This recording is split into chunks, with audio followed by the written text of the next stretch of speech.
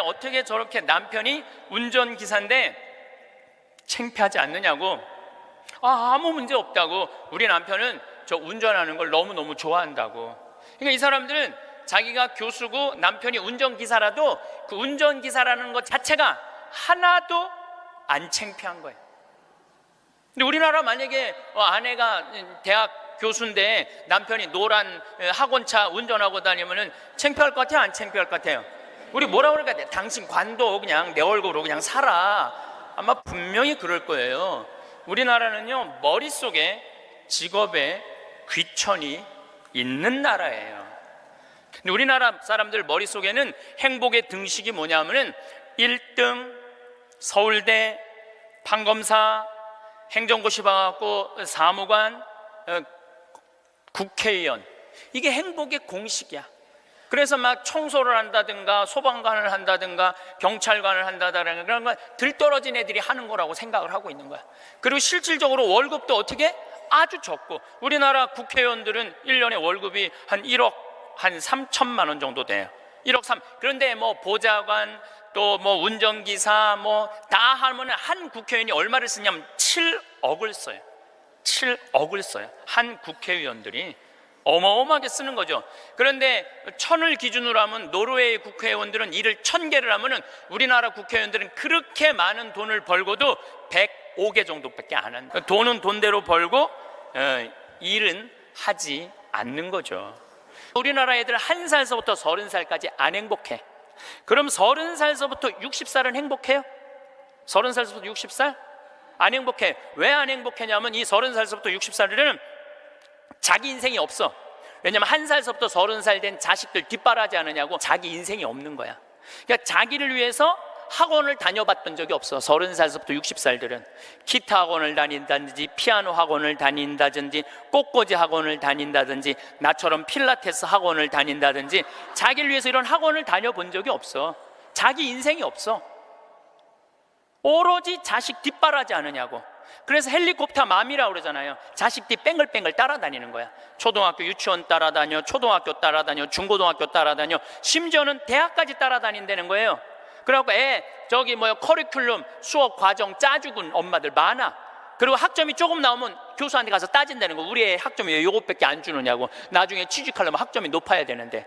군대도 뺑글뺑글한데요. 요즘 뭐 카카오톡이 돼갖고 엄마들이 애들 군대 생활을 볼 수 있대요. 그럼 애가 좀만 얼굴이 이상하면은 그 상사한테 그런대요. 왜 우리 애 얼굴이 이러느냐, 뭐가 문제가 있느냐. 그러니까 그 군대 가서도 엄마가 애를 책임져 주는 거야. 그래서 요새 군대 상사님들이요, 사병 돌보는 일보다 사병 엄마 돌보는 일이 더 바쁘대요. 심지어는 회사까지 따라다니는 거야. 애가 회사에 취직을 했는데 대리 진급을 못하면 부장한테 가서 따진다는 거. 우리 애가 뭐가 모자라서 대리 진급을 못하느냐고. 평생 자식주의를 뺑글뺑글 따라다니는 걸 뭐라고 그러냐면 헬리콥터 맘이라고 그래요. 헬리콥터 맘. 또 아버지들은 요즘은 많이 줄어들었지만 한동안은 기러기 아버지가 40만 명까지 있었어요. 40만 명 기러기 아버지가. 이 기러기 아버지들은요, 자식들 한 달에 부인 것까지 하려면 700에서 1000만 원을 보내줘야 돼. 그러면은 보통 10년 정도 가 있으면요, 이 기러기 아버지는 10년 동안 인생이 하나도 없는 거예요. 자식도 없고 아내도 없고 돈도 없는데 뭐 돈만 버는 기계로 사는 거야. 그러니까 자기 인생을 못 사는 거. 30살서부터 60살들은 자기 인생이 없는 거예요. 근데 문제는 60살 때 30살 된 자식이 이렇게 말합니다. 엄마, 이제 엄마 인생 살아. 자기를 위해서 살아봤던 적이 없는데 내 인생을 살으라는 거야. 살 줄을 모르는데. 미국은 벼락에 맞아 죽는 사람이 1년에 한 1000명 돼요. 1000명인데 그 중에 950명은 살아나고 50명은 그냥 죽는데요. 근데 이 의사가 딱 죽었는데 자기 육신이 팍 쓰러지더래. 근데 영혼이 딱 빠져나온 거죠. 영혼이 빠져나오고 자기 육신을 보고 있는데 하나도 안 슬프더래요. 내가 죽었네? 그냥 객관적으로 받아들이는 거지. 내 육신이 죽었네? 죽은 사람은 안 슬퍼요, 여러분들. 우리가 착각하고 있는 거예요. 죽은 자의 장례는 죽은 자한테 맡기라고. 너무 죽은 것 때문에 슬퍼하지 말아라. 예수님이 그랬죠? 프랑스의 한 부인이 아들이 먼저 죽은 거야. 아들이 먼저 죽으니 얼마나 슬퍼요. 매일 울은 거야. 매일. 근데 하루는 환시에 젊은이들이 빛을 내고 하늘나라에서 예수님하고 행진을 하는데 자기 아들만 누더기같이 젖은 옷을 입고 그 끝에 한 걸음 한 걸음 힘겹게 걷더래요. 그래서 엄마가 물어봤대요. 얘야, 너는 왜 저 젊은이들은 저렇게 빛을 내고 아름답게 예수님하고 하늘나라에서 행진을 하는데 너는 왜 그렇게 힘들게 젖은 누더기 같은 옷을 입고 힘겹게 걷느냐? 그랬더니 아들이 하는 말이, 어머니, 난 얼마든지 저들하고 같이 예수님하고 행복하게 행진을 할 수가 있다. 그런데 어머니의 눈물이 내 옷을 적셔서 내가 한 걸음도 나갈 수가 없다. 어머니의 눈물이. 여러분들 죽은 사람들 슬퍼한다고 그 사람들을 위로하는 게 아니에요. 그 여러분들의 눈물이 죽은 사람들을 붙잡을 수가 있는 거예요. 황창현 신부님의 행복특강 지금 바로 시작하겠습니다. 영상이 마음에 드신다면 구독, 좋아요, 알림 설정 부탁드립니다. 요양원 가는 시대, 자신을 버리고 간 아들에게 남긴 아버지의 마지막 말도 함께 들으시면 좋겠습니다. 우리는 직업에 귀천이 없다고 이야기합니다.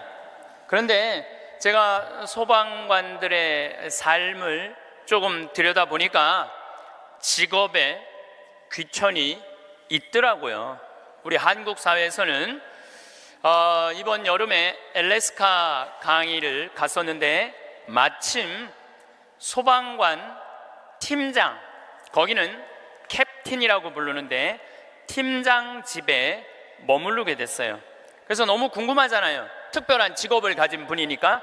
그리고 미국에서 인기 직업 1위는 소방관이에요. 그래서 제가 물어봤어요. 보통 소방관 처음 되면은 월급을 얼마를 받느냐? 그랬더니 한 4천만 원 정도 받는데요. 연봉이. 그리고 1년 반 훈련이 끝나갖고 정식 소방관이 되면은 6,500만 원 정도를 받는데요. 근데 우리나라 소방관은 정식적으로 소방관 합격을 해갖고 임명을 받으면은 첫 월급이 얼마냐면은 140만 원이에요. 사람의 생명을 이렇게 건지는 소방관들이 연봉이 이런 거 저런 거 다 따져서 한 2,500, 많을 때는 3천만 원밖에 되지 않습니다. 우리 그 캡틴이라는 분은 은퇴를 하고 리타이어를 하고 다시 소방관으로 다시 재취직을 해갖고 미국은 그런 경우가 참 많아요. 일단 한번 은퇴하고 다시 그 자리로 가서 일하는 경우가 많아요.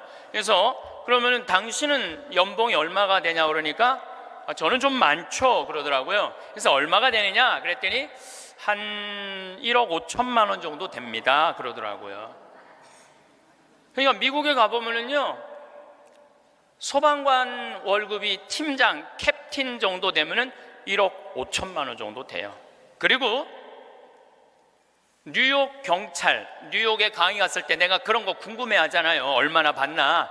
뉴욕 경찰은 연봉이 얼마냐 그러니까 뉴욕 경찰들은 경위 정도만 되면은, 경사 정도만 되면은 1억이 넘어간대요. 1억이. 그러니까 미국은 소방관, 경찰관, 군인들이 보통 한 5년 정도만 근무를 하면 1억이 넘어가요. 1억이. 제가 잠비아에 봉사활동 이렇게 갔을 때 나하고 같이 일을 하는 수녀님이 20년 전에 독일에서 유학을 했는데 장애시설, 복지학과 유학을 해갖고 장애시설에 많이 다녔대요. 근데 그 장애시설에 심리학과 여자 교수가 있었는데 퇴근할 때 보니까 그 운전기사랑 퇴근을 하더래요. 그래서 어떻게 운전기사랑 퇴근을 맨날 하느냐고, 저 사람 내 남편이라고. 심리학 교수면은 20년 전만 해도, 우리 지금도 심리학 쪽 공부를 했다 그러면은 사회적으로 최고의 직종인데, 아니 당신은 교수고 심리학 교수고 의사인데도 이렇게 대단한데 어떻게 저렇게 남편이 운전기사인데 창피하지 않느냐고. 아무 문제 없다고. 우리 남편은 저 운전하는 걸 너무너무 좋아한다고. 그러니까 이 사람들은 자기가 교수고 남편이 운전기사라도 그 운전기사라는 것 자체가 하나도 안 창피한 거예요. 근데 우리나라 만약에 아내가 대학 교수인데 남편이 노란 학원차 운전하고 다니면은 창피할 것 같아요? 안 창피할 것 같아요? 우리 뭐라 그럴까? 당신 관도 그냥 내 얼굴로 그냥 살아. 아마 분명히 그럴 거예요. 우리나라는요, 머릿속에 직업에 귀천이 있는 나라예요. 그래갖고 수녀님이 너무 놀래니까 거기서 한 가지 더 내가 너무 놀래니까 수녀님이 더 놀라운 일이 있다고, 우리 장애 시설에 청소하는 아줌마가 있었대요. 맨날 와서 창문 닦고 아주 즐겁게 노래도 하고. 근데 하루는 동양 수녀님이니까 수녀님 우리 집에 초대하고 싶다고. 그래서 그 청소하는 아줌마 집에 갔대요. 갔는데 집이 대궐처럼 으리으리하더래요. 근데 딱 나오는데 그 집 청소하는 아줌마가 이런 대궐집에 청소하는 그 뒷방에 있나? 갔는데 그 청소하는 아줌마가 알아볼 수 없을 만큼 귀부인의 옷을 입고 딱 나오더래요. 그래서 수녀님 너무 놀래갖고 어떻게 된 거냐고 그랬더니 나는 사실은 내 남편이 철도 청장이라고, 이 독일의 철도 청장인데 나는 청소하는 게 너무너무 즐거워서 내가 청소하러 가는 거라고. 그러니까 자기 남편이 철도 청장이라도 자기가 청소하는 게 하나도 안 창피한 거예요. 우리나라 지금 철도 청장 부인이 지금 무슨 동방자애 학교 가갖고 청소하고 앉아있다고 그러면 그 월급 다 받는데, 그래갖고 그 월급 받아갖고 그 부인은 어떻게 하느냐면은 기부를 한대, 도네이션을 한대요. 자기 너무너무 즐겁다고. 그러니까 직업에 귀천이 없어요. 우리 알래스카에서 내가 한 일주일 동안 그 집에서 지냈는데, 이 캡틴은 요트가 있어요. 집에 요트, 그리고 그 캠핑카 있죠. 차 안에 침대도 있고 음식도 해 먹을 수 있는 캠핑카도 있고. 그래서 나하고 동갑이에요. 또 그 친구가 신부님 여행 가자 그래서 정말로 요트도 타보고 캠핑카도 타보고, 우리나라의 소방장 정도, 팀장 정도인데 그렇게 행복하게 잘 살고 있더라고요. 근데 우리나라 사람들 머릿속에는 행복의 등식이 뭐냐면은 1등, 서울대, 판검사, 행정고시 봐갖고 사무관, 국회의원, 이게 행복의 공식이야. 그래서 막 청소를 한다든가 소방관을 한다든가 경찰관을 한다든가 그런 건 들떨어진 애들이 하는 거라고 생각을 하고 있는 거야. 그리고 실질적으로 월급도 어떻게? 아주 적고, 우리나라 국회의원들은 1년에 월급이 한 1억 한 3천만 원 정도 돼요. 1억 3. 그런데 뭐 보좌관 또 뭐 운전기사 뭐 다 하면 한 국회의원이 얼마를 쓰냐면 7억을 써요. 7억을 써요. 한 국회의원들이 어마어마하게 쓰는 거죠. 그런데 1000을 기준으로 하면 노르웨이 국회의원들은 일을 1000개를 하면은 우리나라 국회의원들은 그렇게 많은 돈을 벌고도 105개 정도밖에 안 한다. 돈은 돈대로 벌고 일은 하지 않는 거죠. 그래도 오늘 저 국회 내년 예산안 통과한 거 보니까 마음이 좀 편하네요. 몇 년 동안 제 나라 통과한 적이 없거든요. 오늘은 내가 아침에 뉴스를 보고 그래도 밥 먹을 자격이 있구나 이런 생각이 들었어요. 오늘은. 근데 여러분들, 앞으로 우리나라는 공부 잘한다고 행복한 시대는 갑니다. 이제 제가 왜 그런 시대가 가는지 말씀을 드릴게요. 10년 전만 해도 우리나라는 대학 입학생이 1년에 60만 명이었어요. 60만 명. 근데 2020년에는 대학 입학생들이 1년에 몇 명이냐면 30만 명으로 줄어들어요. 그러면 지금 우리나라 대학이 한 400개 되는데 2020년부터는 대학이 어떻게 줄어들 것 같아요? 300개, 200개 줄어들어요. 그럼 공부 잘해갖고 교수한 분들 다 어디 갈 것 같아요? 다 실직자 돼요. 그러니까 이놈의 새끼야 공부 열심히 해, 너 공부해야지 먹고 살아, 이런 시대는 끝나요. 이제는 앞으로 어떤 사람들이 정말로 먹기 살기 좋은 시대가 되느냐, 포크레인 운전할 줄 아는 사람들, 그 다음에 요리 잘하는 사람들, 청소 잘하는 사람들, 이런 사람들이 행복한 시대가 온다니까요. 세상이 너무나 지금 변하고 있어요. 우리 생태마을에 올해 직원들을 채용을 해요. 또 귀가 번쩍 분들이 이런 분들이 있으니까 야 나도 한번 거기 가볼까? 근데 이번에 자격은 뭐냐면 고등학교 졸업 예정자들만 뽑아요. 나는 대학 졸업 예정자들도 안 뽑아요. 대학원 졸업 예정자들도 안 뽑아요. 혹여 가끔 대학 졸업한 사람들, 대학원 다니는 사람들 뽑아요. 우리도 뽑는데 월급은 고등학교 졸업한 사람이나 대학 졸업한 사람이나 대학원 졸업한 사람이나 우리 생태마을 첫 월급은 똑같이 200만 원이에요. 고등학교 졸업해도 직원으로 되면 무조건 200만 원이에요. 아니 생각을 해봐요. 아니 매주 띄우는데 뭐하러 대학원 자격증이 필요해? 아니 배추 심는데 뭐하러 대학 졸업한 사람이 필요해요? 우리 생태마을에 필요한 사람은 어떤 사람이 필요하냐 하면 성실한 사람, 성격 좋은 사람, 이런 사람이 필요해요. 그리고 뭐 우리 생태마을에 지금 다녀간 사람이 100명도 넘죠. 우리 직원이 지금 한 40명 되니까 많이 바뀌어요. 근데 남아있는 사람이 어떤 사람이 남아있느냐 하면은 가정환경 행복했던 사람, 성실한 사람, 이런 사람들이 남아있어요. 가정환경 불행했던 사람, 어린 시절을 힘들게 지냈던 사람은요 많이 견뎌야 6개월이에요.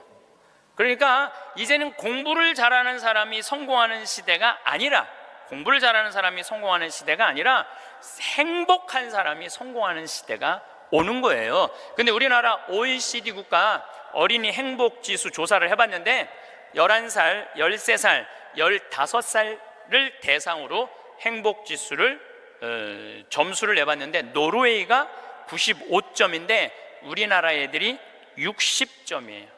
우리나라 애들은 안 행복해요. 이거 OECD 국가 중에 우리나라가 꼴등이에요. 심각합니다. 왜 심각하냐 하면은 어렸을 때 안 행복한 애들이 커서 행복할 것 같아요? 절대 그런 일은 없어요. 어렸을 때 추억이 많고 어렸을 때 행복한 애들이 커서도 행복한 거예요. 근데 우리나라는 대학생이 하루에 몇 시간 공부하냐면 4시간 공부해요. 초등학생이 하루에 몇 시간 공부하냐면 5시간 반을 공부를 해요. 중학생은 하루에 몇 시간 공부하느냐면 7시간을 공부해요. 고등학생은 하루에 몇 시간을 공부하느냐면 8시간 반을 공부를 해요. 그럼 여러분들 하루에 8시간 반을 공부한다고 그러면은 밥 먹는 시간 1시간, 1시간, 1시간, 3시간 빼고, 그것도 못 먹는다고 그러긴 하지만은, 그리고 학교 가는 시간 빼고, 그러면은요 애들은요 잠자는 거 빼고는 공부만 하는 거예요.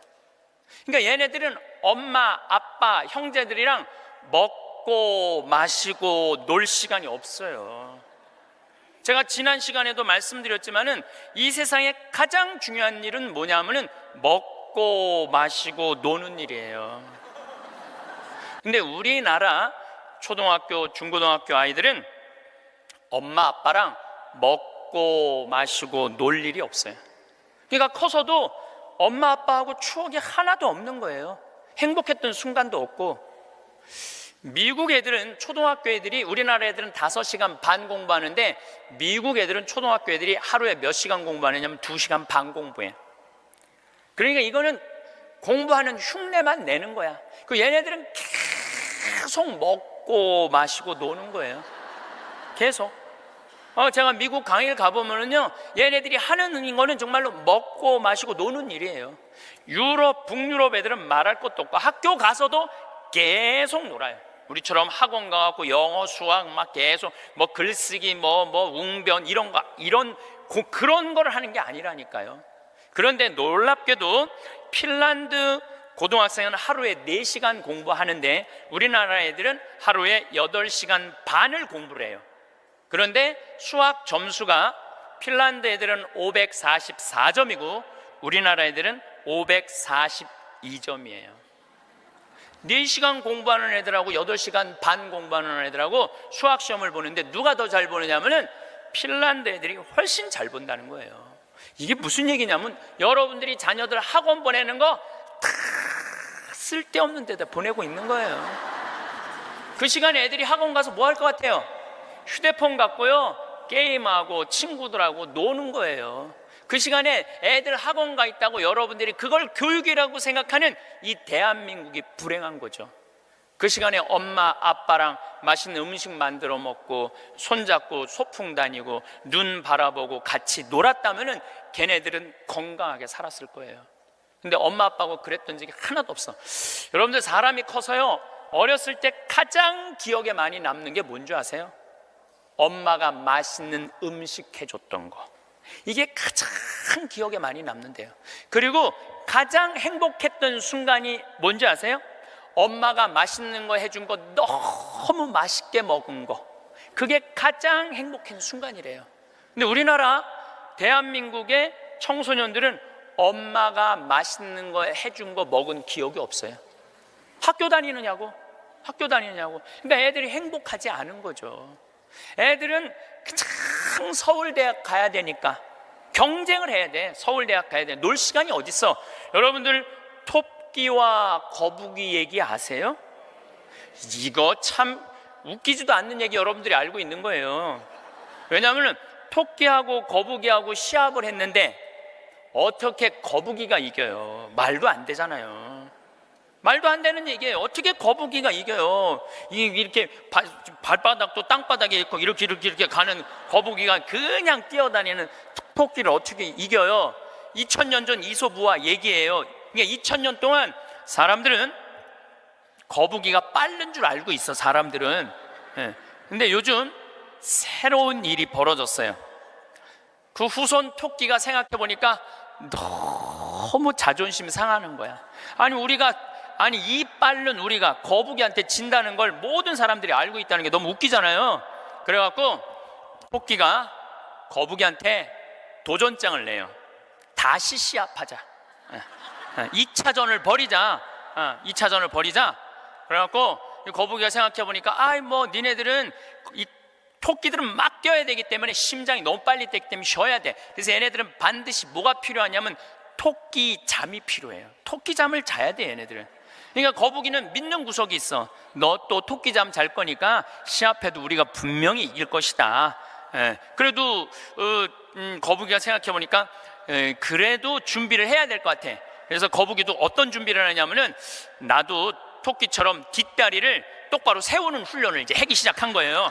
뒷다리를 세워갖고 내가 빨리 좀 가야 되겠다. 뒷다리. 그리고 생각해 보니까 거북이한테 최고 치명은 뭐냐면 두꺼운 등딱지야. 그래서 등딱지를 가볍게 갈기 시작했어요. 병원 다니면서 나 좀 갈아줘라, 이거 좀 가볍게. 그래갖고 준비를 충분히 했어요. 드디어 2차전이 시작이 됐어요. 아니나 달라 토끼가 총알같이 뛰어나갔죠. 근데 거북이는 뒷다리를 이제 세워놨으니까 거북이도 만만치 않잖아요. 쫙 가면서 믿는 구석이 있어서, 어떤 믿는 구석이 있었느냐면은 이제 분명히 저 나무 밑에서는 토끼 잠을 잘 것이다. 그래갖고 토끼가 딱 보니까 역시 멀리서 지가 뒷다리를 세워봤자지. 그래갖고 쫙 오는데 자도 될 것 같아.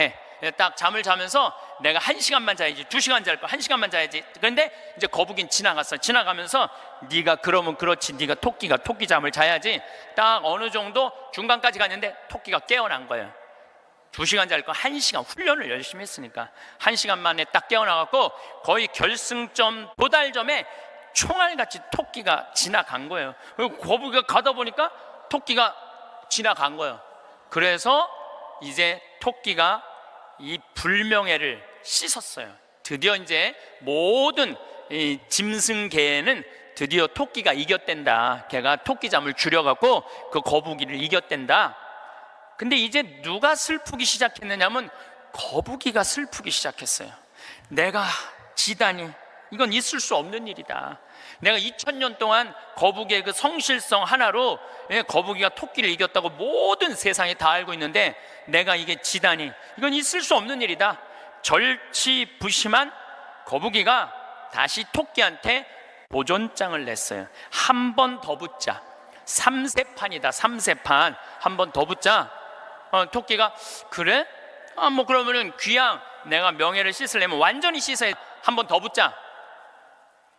이번에 거북이는 아무리 생각해도 뒷다리 갖고는 안 될 것 같아. 앞다리까지 세우는 훈련을 한 거야. 이거를 이렇게 똑바로 세우는 훈련을 한 거야.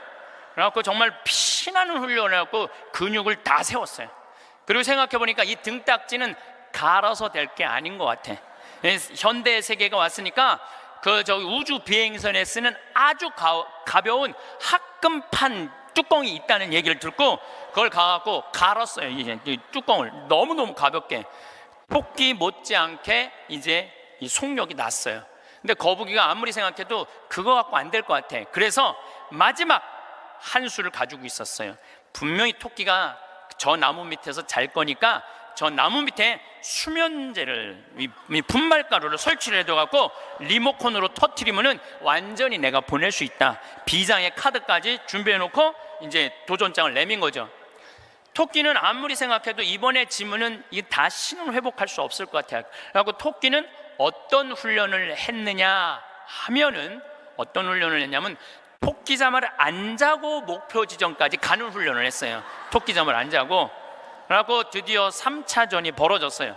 3차전이 벌어져갖고 출발을 했는데 토끼가 보니까 거북이가 옛날엔 뒷다리만 세웠는데 이제는 앞다리까지 세워갖고 뛰는데 이게 만만치가 않은 거예요. 내가 정말로 자면 안 된다, 죽어라고 뛰면서 나무 밑에 도착했는데 너무 졸렸지만 그걸 극복하고 뛰어갔어요. 아니 리모컨까지 다 설치하고 이제 터트리기만 하면 이제 완전히 재워갖고 그 토끼잠으로 이기려고 그랬는데 리모컨 터트릴 시간이 없는 거예요. 이건 해보지도 못하고 져버렸어, 거북이가. 그러니까 거북이가 뭐가 왔느냐면 우울증이 왔어요. 우울증이 야, 내가 저 토끼한테는 정말로 어떻게 해볼 도리가 없단 말인가. 너무 우울증이 슬퍼갖고 이제 자살까지 생각을 했어요. 근데 할아버지가 그 손자 거북이를 보고 이런 말을 해요. 거북아, 손자야, 슬퍼하지 말아라. 너 토끼가 몇 년 사는 줄 아냐? 잘 모르는데요. 토끼는 그렇게 죽어라고 뛰기 때문에 토끼 수명은 7년이다. 7년. 근데 우리 거북이들은 수명이 얼마인 줄 아냐? 우리 거북이들은, 할아버지가 지금 몇 살이에요? 내가 지금 190살이다. 우리 거북이는 느리기 때문에 수명이 200살이다. 너는 느린 게 네 본질인데 왜 토끼 이기려고 그 되지도 않는 뒷다리 앞다리 세우고 왜 그렇게 인생을 힘들게 사느냐. 너는 천천히 사는 게 너의 운명이다. 그 생각을 해보니까 가만히 생각해 되지도 않는 시합을 2000년 동안 한 자기 거북이하고 토끼, 그게 웃긴 거예요. 그래서 이 거북이는 천천히 다니고 자기의 그 본성에 따라 사니까 사는 게 너무너무 즐거워요. 그러니까 느린 게 빠른 것보다 훨씬 좋구나. 빠르면 7년밖에 못 사는데 느리니까 200년을 사니까 아무리 토끼가 빠르면 왜 빨리 죽는데. 그런데 지금 대한민국은 우리 자녀들을 거북이로 안 키우고 뭘로 키우냐면 토끼로 키우고 있어요. 토끼로 7년밖에 안 살릴 생각을 하고 토끼로 키우고 있어요. 그렇게 가장 큰 희생자가 된 사람이 누구냐면은 사도세자예요. 여러분도 사도세자 얘기 알죠? 네, 사도세자가 언제 죽었느냐면 1762년 이모년에 5월 13일 날 뒤주에 들어가고 5월 22일 날 죽었어요. 8일 동안 있다가. 그런데 이 사도세자는 아버지가 영조인데 아버지의 첫째 아들이 효장세자가 있었는데 9살에 죽어요. 9살에 죽다가 다 40이 넘어서 아들 하나를 얻어요. 이게 바로 이선, 정조는 이산, 정조의 아버지인 사도세자의 진짜 이름은 이선이에요. 사도세자는 죽고 난 다음에 영조가 불러준 이름, 슬픔을 생각해라, 생각살자 슬플 도자, 그래갖고 사도세자고 진짜 이름은 이선이에요.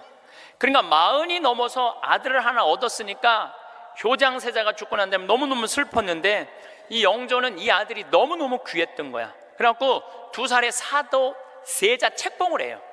근데 얘가 얼마나 똑똑했느냐 하면은 2살 때 왕자라는 한자를 보고 아버지가 이게 무슨 자냐 그러면 아버지를 가르쳤어요.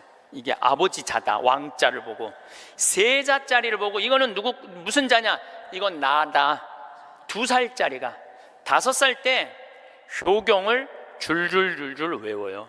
영조라는 임금은 공부하기 너무너무 좋아했던 임금이거든요. 그러니까 이거 진짜 똑똑한 놈 한번 만들어 보겠다고, 똑똑한 놈 만들어 보겠다고 선생을 몇 명을 들이냐면 20명을 들여요. 그래갖고 아침, 점심, 저녁으로 가르치는 거야. 계속 가르치는 거야. 그리고 이제 시험을 아버지가 나와서 보는 거예요. 너 사서삼경에 이게 무슨 뜻이냐? 그러면 20명이 둘러있고 5살, 6살짜리가 까먹을 수도 있잖아요. 그러면 대답을 못하면은요, 영조가 눈을 부라리면서 이놈 그것도 모르느냐고. 근데 세자는 때릴 수가 없었어요. 누구를 때리냐면 세자를 업고 다니는 내시를 때리는 거예요. 대신 맞는 거예요. 그러니까 여러분도 어린아이가 생각을 해봐요. 내가 문제 하나 못 맞히면은 저 내시들이 두들겨 맞으니 얼마나 이 스트레스를 많이 받아요. 그런데 7살, 10살 때는 칼싸움 하는 거 좋아하잖아요. 저도 어렸을 때 맨날 산에 가고 나무 잘라갖고 맨날 칼싸움 해갖고 여기 맨날 여기 찢어지고 그랬던 기억나요. 이 선은 상궁들하고 칼싸움을 해요. 그걸 본 영조는요, 이 상궁들을 때려 죽여요. 때려 죽여요, 그냥. 그걸 보고 이 사도세자는 너무너무 무서웠던 거야, 아버지가. 그런데 딱 12살이 되면서 사도세자는 공부하기가 싫어요. 그래서 이때부터 책만 보면 머리가 지끈지끈 아픈 거예요. 그러니까 조기 교육의 최고의 희생자는 누구냐면은 사도세자예요. 그러니까 아버지는 공부를 가르치는데 아들은 공부하기가 싫은 거야. 그리고 얘가 키가 엄청나게 커요. 사도세자가 뭐 세자 그래갖고 나만큼 조그만 줄 아는데 키가 1m 막 80대고 청룡도를 휘두를 정도로 힘이 좋았다는 거. 관우가 청룡도를 휘두르고 그랬다는 거예요. 말도 잘 차고 화살도 잘 쏘고. 근데 아버지는 그게 너무너무 싫었던 거야, 그렇게 하는 게. 그래 아버지하고 점점 갈등을 일으키면서 광증에 시달려요. 미쳐갖고 나중에는 마지막에 자기가 데리고 있었던 시종들 100명을 죽여요. 마음에 안 들면 칼로 쳐 죽이는 거예요. 나중에 무당하고도 살고 비구니 스님하고도 살고, 도저히 아버지가 컨트롤할 수 없을 정도로. 엄마도 해경궁 홍씨도 자기 남편을 컨트롤할 수 없어요. 그래서 결국은 죽일 수밖에 없었던 거예요. 이게 사도세자의 슬픔이에요.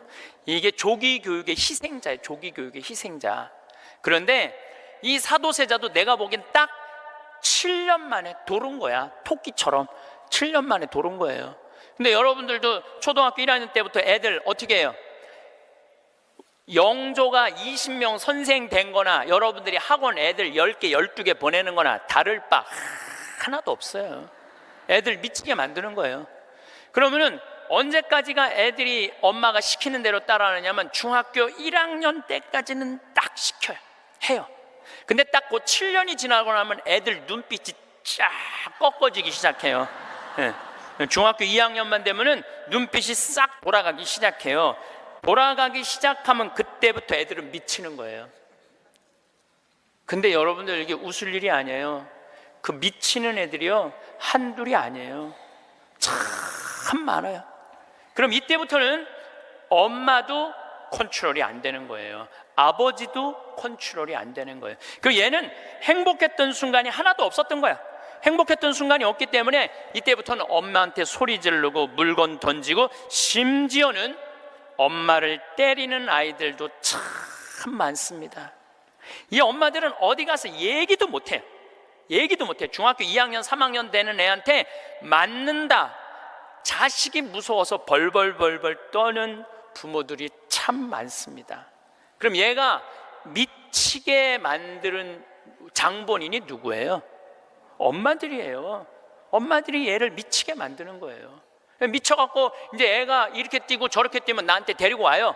그러면 얘네들 눈빛이 싹 돌아간 걸 내가 봐요. 그럼 상담을 해보잖아요. 그럼 걔네들이 나한테 하는 얘기가, 자기는 초등학교 때 자기 자유시간이 하나도 없었다는 거예요. 자유시간 하나도 없이 엄마가 이 학원 가라면 저 학원 가고 저 학원 가고 저라고, 그래서 자기 미치겠다는 거예요. 막 속에서 불이 일어난다는 불. 이 사도세자가 뭐라 하냐면 자기 속에서는 울화증이 일어났다. 울화증이.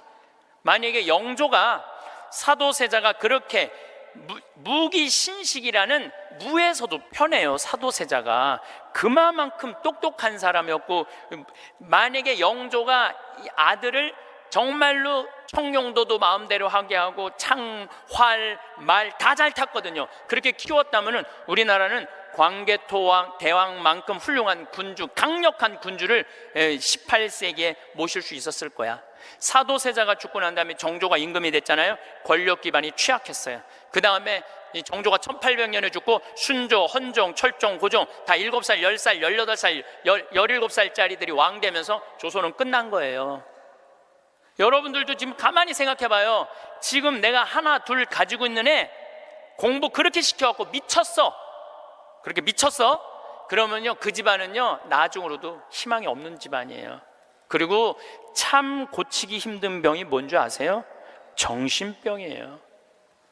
제가 수많은 사람들을 만나면서, 수많은 아이들을 만나면서 가장 고치기 힘든 병이 정신병이에요. 우울증이라든가 조울증이라든가 이렇게 걸린 사람들은 평생 병원에 들락날락하고 평생 약 먹다가 결국은 그렇게 죽는 거예요. 근데 자기 자식을 뒤주에 가둬서 죽이지는 않지만, 여기 있는 분들 중에 뒤주에 가둬서 죽일 사람은 없지만은 그렇게 미치게 만드는 부모들이 참 많다는 거예요. 미치게 만드는 거예요. 그놈의 1등 병 때문에. 여러분들 초등학교 때 막 뛰어노는 애 중에 미치는 애들은 없어요. 초등학교 때 막 엄마 아빠랑 같이 뛰어놀고 들로 산으로 뭐 친구들하고 어울리고 엄마 아빠하고 먹고 마시고 논 아이들 중에 미치는 애들은 없어요. 어떤 애들이 미치냐면 되지도 않는, 머리 돌아가지도 않는 책상에서, 학원에서 시달리면서 미치는 애들이 많은 거죠. 거북이가 등딱지 합금으로 바꾸듯이 자식 영어 발음 좋게 한다고 혀 이렇게 늘리는 수술하고 초등학생들한테 10개씩 학원 다니게 하는 일이 자식 미치게 만드는 일이에요. 이렇게 얘기해요. 엄마 나 왜 이렇게 공부해야 돼? 너 1살서부터 30살 때까지 열심히 공부해서 나중에 행복하게 하려고 그래. 나중에 행복한 건 없어요. 행복하려면 언제 행복해야 돼? 지금 행복해야 돼요. 지금 행복하지 않는 애는 나중에도 안 행복해요. 여러분들도 마찬가지입니다. 많은 분들이 나는 이제 아파트도 사놓고 애들 결혼도 시켜놓고 내가 이제 60살서부터 나중에 행복해야지. 그런 분은요 떨커덕, 오늘 아침에도 내가 나오면서 암 걸린 분 안수기도를 해주고 나왔는데 내 손에서 안 나와도 안수를 받고 싶다 그래서 내가 해주고 왔어요. 내 손에서 안 나와도 안수를 받고 싶다 그래서 해주고 나왔는데 자매님 보니까 굉장히 건강한데 무슨 암 말기래요. 대개 우리는요 나중은 안 기다려요. 그러니까 행복하려면 언제 행복해야 돼? 지금 행복해야 돼. 지금 맛있는 거 사 먹으려면 언제 사 먹어? 지금 사 먹어야 돼. 나중에 사 먹지 말고. 경치 좋은 데 가려면 언제 가야 돼? 지금 가야 돼. 지금. 나중에 가지 말고. 근데 우리는 애들한테 이렇게 얘기한단 말이에요. 너 1살서부터 30살 때까지 고생해야지 나중에 행복하다는 거. 이제는 1살서부터 30살까지 공부 죽어라 해도 행복한 시대는 갔어요. 이제 교수 돼도요 일자리 치열합니다. 지금 변호사들, 노는 변호사들 수두룩하게 많습니다. 이제는 머리로 사는 애들이 행복한 세상이 오는 게 아니라 몸으로 사는 애들이 행복한 세상이 다가오고 있어요. 나는 어제도 우리 직원이 저녁에 이제 대전에서 강의 끝나고 들어갔는데 고등학교 졸업하고 군대 갔다 와서 대학교 다니다 때려치고 우리 집에 왔어요. 내가 이렇게 물어봤어요. 이리 와봐라 너. 오늘 이 강의 준비하면서 네가 지금 대학교 4년을 다녔으면 얼마를 대학에다가 쏟아 넣을 것 같아? 1억 쏟아 넣는데 1억 쏟아 넣지? 근데 너 이제 대학 안 다니니까 1억은 이제 모아놓은 거 아니야? 그럼 그 1억 너한테 안 쏟아 놓으면 엄마는 그 돈 갖고 뭐 할 것 같아? 엄마는 노후대책연금 붓겠죠. 그래, 엄마는 노후대책연금 붓고 넌 1억 저축하고 벌써 니네 집은 2억 벌은 집이다. 대학을 안 다니면 안 다닐수록 돈을 버는 거다. 근데 너 지금 내가 이번에도 월급을 한 1년 안 됐는데 3, 40만 원 올려줬어요. 우리는 5년만 근무하면 무조건 300만 원씩 받을도록 내가 해주는 거예요. 그럼 너 지금 5년, 4년 근무하면 너 1억 모은다. 기숙사에서 먹고 자고 쓸 일도 없고, 거기는 해만 떨어지면 돈 쓸 데도 없어요. 예. 너 그러면은 4년 동안 딴짓 안 하고 착실히 돈 벌으면 너 1억 버는 거야. 그럼 넌 30 전에 2억짜리 아파트 살 수 있는 거야.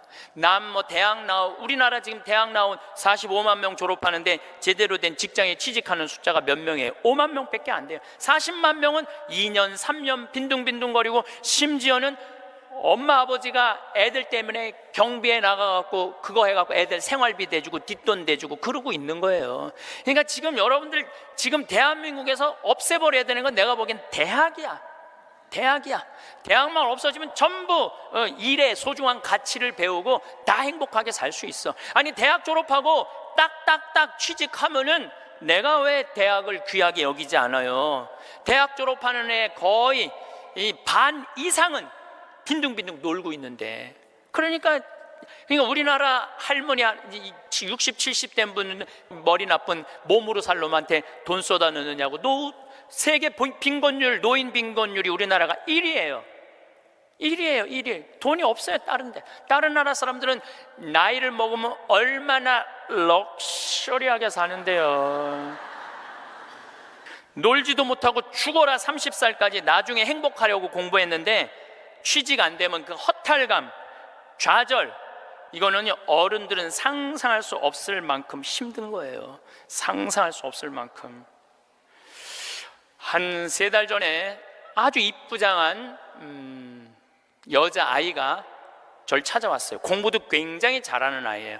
공무원 시험을 보는데 계속 3번인가 4번 떨어진 거예요. 너무너무 좌절감, 우울증에 시달려 있는 아이예요. 예. 그래서 날 찾아왔어요. 내가 얘기했어요. 꼭 공무원을 해야 되냐? 꼭 좋은 회사를 가야 되냐? 그냥 내가 즐겁게 일하고 그냥 행복하게 살면 되지 왜 그 힘든 목표를 세워놓고 계속 좌절감을 느끼느냐? 넌 좀 오늘을 좀 행복하게 살아라. 근데 이 친구가 며칠 전에 저한테 메시지 했어요. 신부님, 저 취직했어요. 너무너무 행복해요.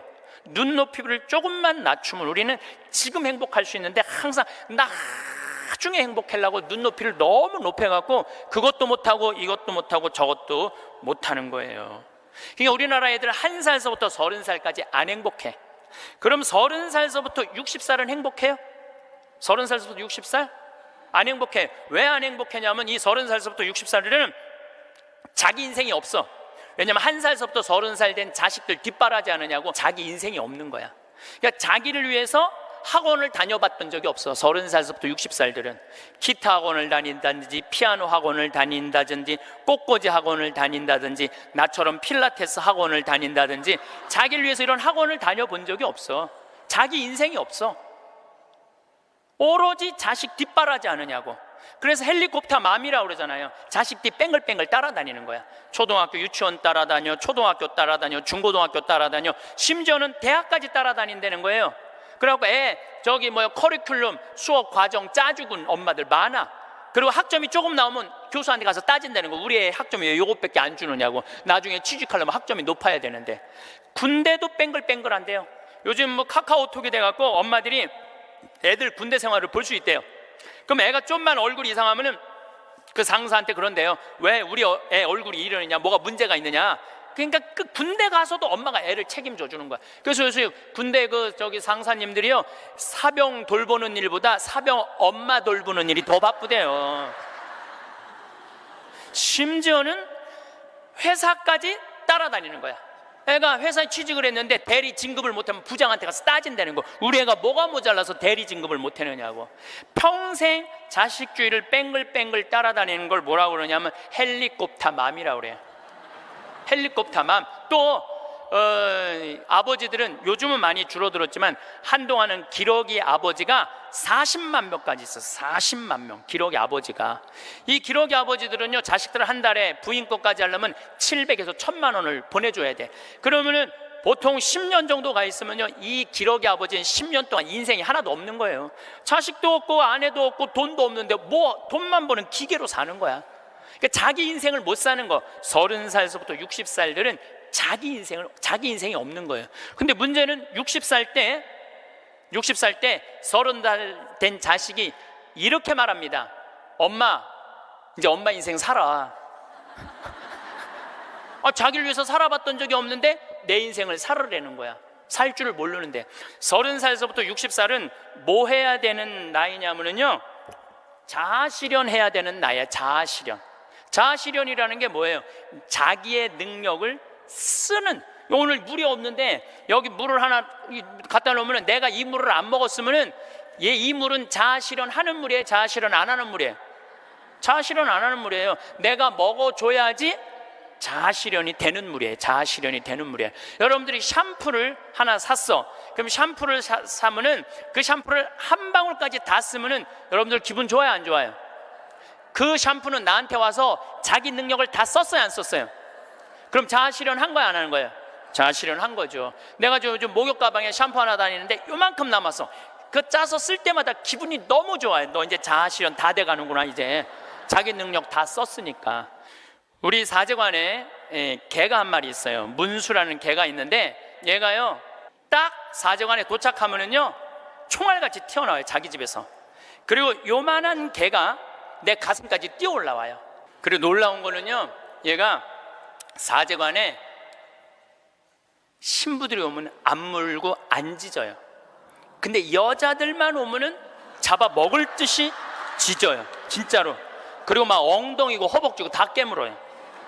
얘 자아실현 하는 게예요, 자아실현 안 하는 게예요? 자아실현 하는 게예요.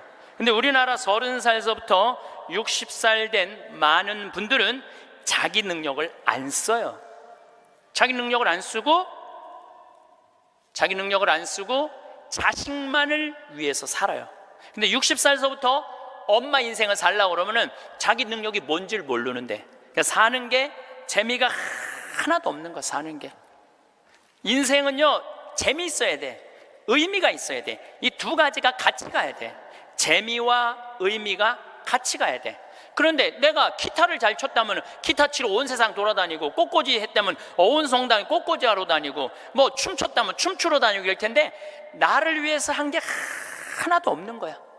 그러니까 사는 게 재미가 없는 거야. 60살에서부터 100살까지 어떻게 살아? 그러니까 우리는 1살서부터 30살도 안 행복하고 30살서부터 60살도 안 행복한 거예요. 그럼 60살서부터 100살은 행복하냐? 이 얘기는 이제 다음 시간에 하도록 하겠습니다. 기도, 자녀를 위한 기도 바치겠습니다. 나를 고쳐주소서. 가끔 자녀를 나의 투자의 대상으로 여기는 착각을, 나의 삶을 자녀에게서 보상받으려는 유혹을 다 너를 위한 것이다 라고 하면서 궁극적으로 자신을 위했던 이기심을, 그리하여 자녀가 나에게 속해 있지만 내 것이 아님을 깨닫게 해주소서. 나로 하여금 부모로서의 권리보다는 의무로, 자녀의 성장보다 내가 먼저 성숙해짐으로 그들을 훈계하게 하소서. 자녀를 이끌어주되 강요하거나 협박하지 않으며, 사랑하는 자녀들을 돕되 대가를 기대하지 않으며, 자녀가 누릴 수 있는, 실패할 수 있는 자유와 선택할 수 있는 권리를 빼앗지 않게 해주소서. 자녀의 슬픔과 기쁨을 가볍게 취급하지 않으며, 자녀의 성공과 실패를 과소평가하지 않고, 자녀의 하찮은 질문에 진지하게 대답하게 하시고, 사소한 행동 방식도 존중함으로 존경받는 어른이 되게 해주소서. 그래서 유명한 사람으로가 아니라 유능한 사람으로, 인류의 사람으로가 아니라 유일한 사람으로 우리의 자녀들이 자라가게 해 주소서. 그리고 그 빛을 느끼는 순간 너무 행복하고 존재의 충만함, 평화, 충만한 완전한 사랑을 느껴갖고 너무너무 행복하다는 거예요. 그런데 더 놀라운 거는 그 빛 앞에 섰을 때 자기의 살아온 인생 전부 다가 한순간에 다 펼쳐진다는 거예요. 한순간에 다 펼쳐져서 자기 지은 죄가 너무 크면은 그 앞에 너무 부끄러워서 서질 못한다는 거예요. 예수님이 뭐라고 그랬어요? 너희들 하느님이 심판하는 게 아니다. 너희들이 저지른 죄가 그 죄가 너희를 심판할 것이다 그랬잖아요. 하느님은 심판하시는 분이 아니에요. 하느님은. 그러니까 너무 부끄러우면 그 빛 앞에 나서질 못한다는 거예요. 그리고 또 이제 그곳에 간 사람들이 느끼는 게 뭐냐면 죽은 형제 친척들이 이 다볼산에서 예수님이 거룩한 변모할 때 얼굴은 해와 같이 빛나고 옷은 몸은 어떤 마전장이도 만들 수 없을 만큼 빛났다 하듯이 그렇게 빛나는 형제 친척들이 있다는 거예요. 그리고 그냥 아름다운 정원, 아름다운 꽃, 너무 아름다운 나무, 아름다운 음악 이런 걸 공통적으로 보는 거예요. 1,500만 명 중에서 이게 또 죽은 사람들 중에서 다 하늘나라를 경험하는 게 아니에요. 그 중에서도 10%에서 15%만 경험을 하는 거예요. 나머지는 의식이 없고 10% 내지 15%만 죽음 이후의 세계를 경험하고 돌아오는 거예요. 근데 그 사람들이 자기네들이 거기 갖고 대개는 오고 싶지 않대요. 하늘나라 간 사람 특징이 뭐냐면은 오고 싶지 않은 거야. 왜? 거기 너무 좋아서. 그런데 아직은 네 때가 되지 않았다. 네 때가 되지 않았기 때문에 넌 다시 가야 된다. 난 가기 싫다. 가야 된다. 이렇게 실갱이를 하다가 되게 돌아온다는 거예요. 돌아와서 이 세상에 딱 보면은 사람의 모습이 바뀐다는 거예요. 삶이 하늘나라를 보면은 저는 최초의 심폐소생술자는 예수님이란 생각을 해요. 여러분들 회당장 야이로의 딸 죽었을 때 예수님 살려냈죠? 예. 이게 그냥 있는 일이 아니에요. 다 성소 안에 있는 거예요. 다 성소 안에. 그 다음에 나자렛이라는 동네가 있고 건너편에 나인이라는 동네가 있어요. 그 나인의 과부의 아들이 죽어요. 들로 메고 가는데 너무 슬퍼하니까 예수님 뭐라 그래요? 내려놔라. 죽은 게 아니다. 그리고 살려내잖아요. 아마 심폐소생술 하지 않았을까 그런 생각 들어요. 그래서 멀쩡한 아들 살려내잖아요. 또 저기 나자로 마리아 마르타 오빠 죽은 지 4일 만에 살려내요. 요즘도 뭐 4일 만에 살아난 사람, 일주일 만에 살아난 사람 많듯이 4일 만에 살려내요. 죽은 나자로를. 그러니까 최초의 심폐소생술자는 제 생각에는 예수님이라는 생각이 들어요. 근데 옛날에도 죽었던 사람들이 많이 살아났어요. 옛날에도 죽었던 사람들이 많이 살아났어. 근데 문제는 뭐냐면은 내가 강원도 평창에서 죽었다 살아났어. 그러니까 옛날에는 전화도 없고 핸드폰도 없고 아무것도 없었잖아요. 그리고 우리 동네 사는 데는 배 타고 들어왔거든요. 그 강이 있어갖고. 그러니까 그 산골짜기에서 이러는 거, 나 죽었다가 살아났다, 나 죽었다 살아났다. 그러다 그냥 죽었어. 아무도 몰라, 아무도. 근데 요즘은 시대가 발달하면서부터 죽었다가 살아난 사람들이 말을 하기 시작하는 거예요. 내가 죽었다가 살아났다. 근데 이게 한두 명이 얘기하는 게 아니거든. 우리가 아는 유명한 사람들 중에 죽었다 살아난 사람들 여러분들 누구나 다 아는 사람이 있어요. 우리 어렸을 때 기동순찰대라는 미국 드라마가 있었어요. LA 기동순찰대. 근데 거기에 주인공 에스트라다라는 남자아이가 영화를 찍다가 그 드라마를 찍다가 그 오토바이 속에서 타고 죽어요. 죽었다가 살아나요. 이 사람이 수술실에서 의사가 맥박이 뛰지 않고 동공이 풀리고 심장이 멎고 이 뇌파가 쫙 해갖고 사망입니다. 다 덮어놨어. 근데 다시 살아난 거예요. 살아나서 제가 말한 빛을 보고 죽었던 아름다운 음악, 정원 이걸 다 본 얘기를 하는 거예요. 에스트라다. 또 유명한 샤론 스톤.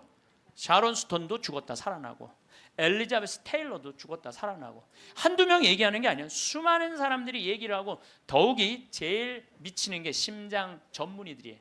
심장 전문의들 심장마비로 죽은 거 살려놨더니 이 사람들이 살아나갖고 이런 얘기를 하는 거예요. 내가 죽었다가 살아났다. 근데 죽었더니 영혼이 빠져나가더라. 한두 명이 얘기하는 게 아니에요. 그러니까 이 연구를 누가 하기 시작하느냐 하면 의사들이 하기 시작해요. 의사들이 시작해요.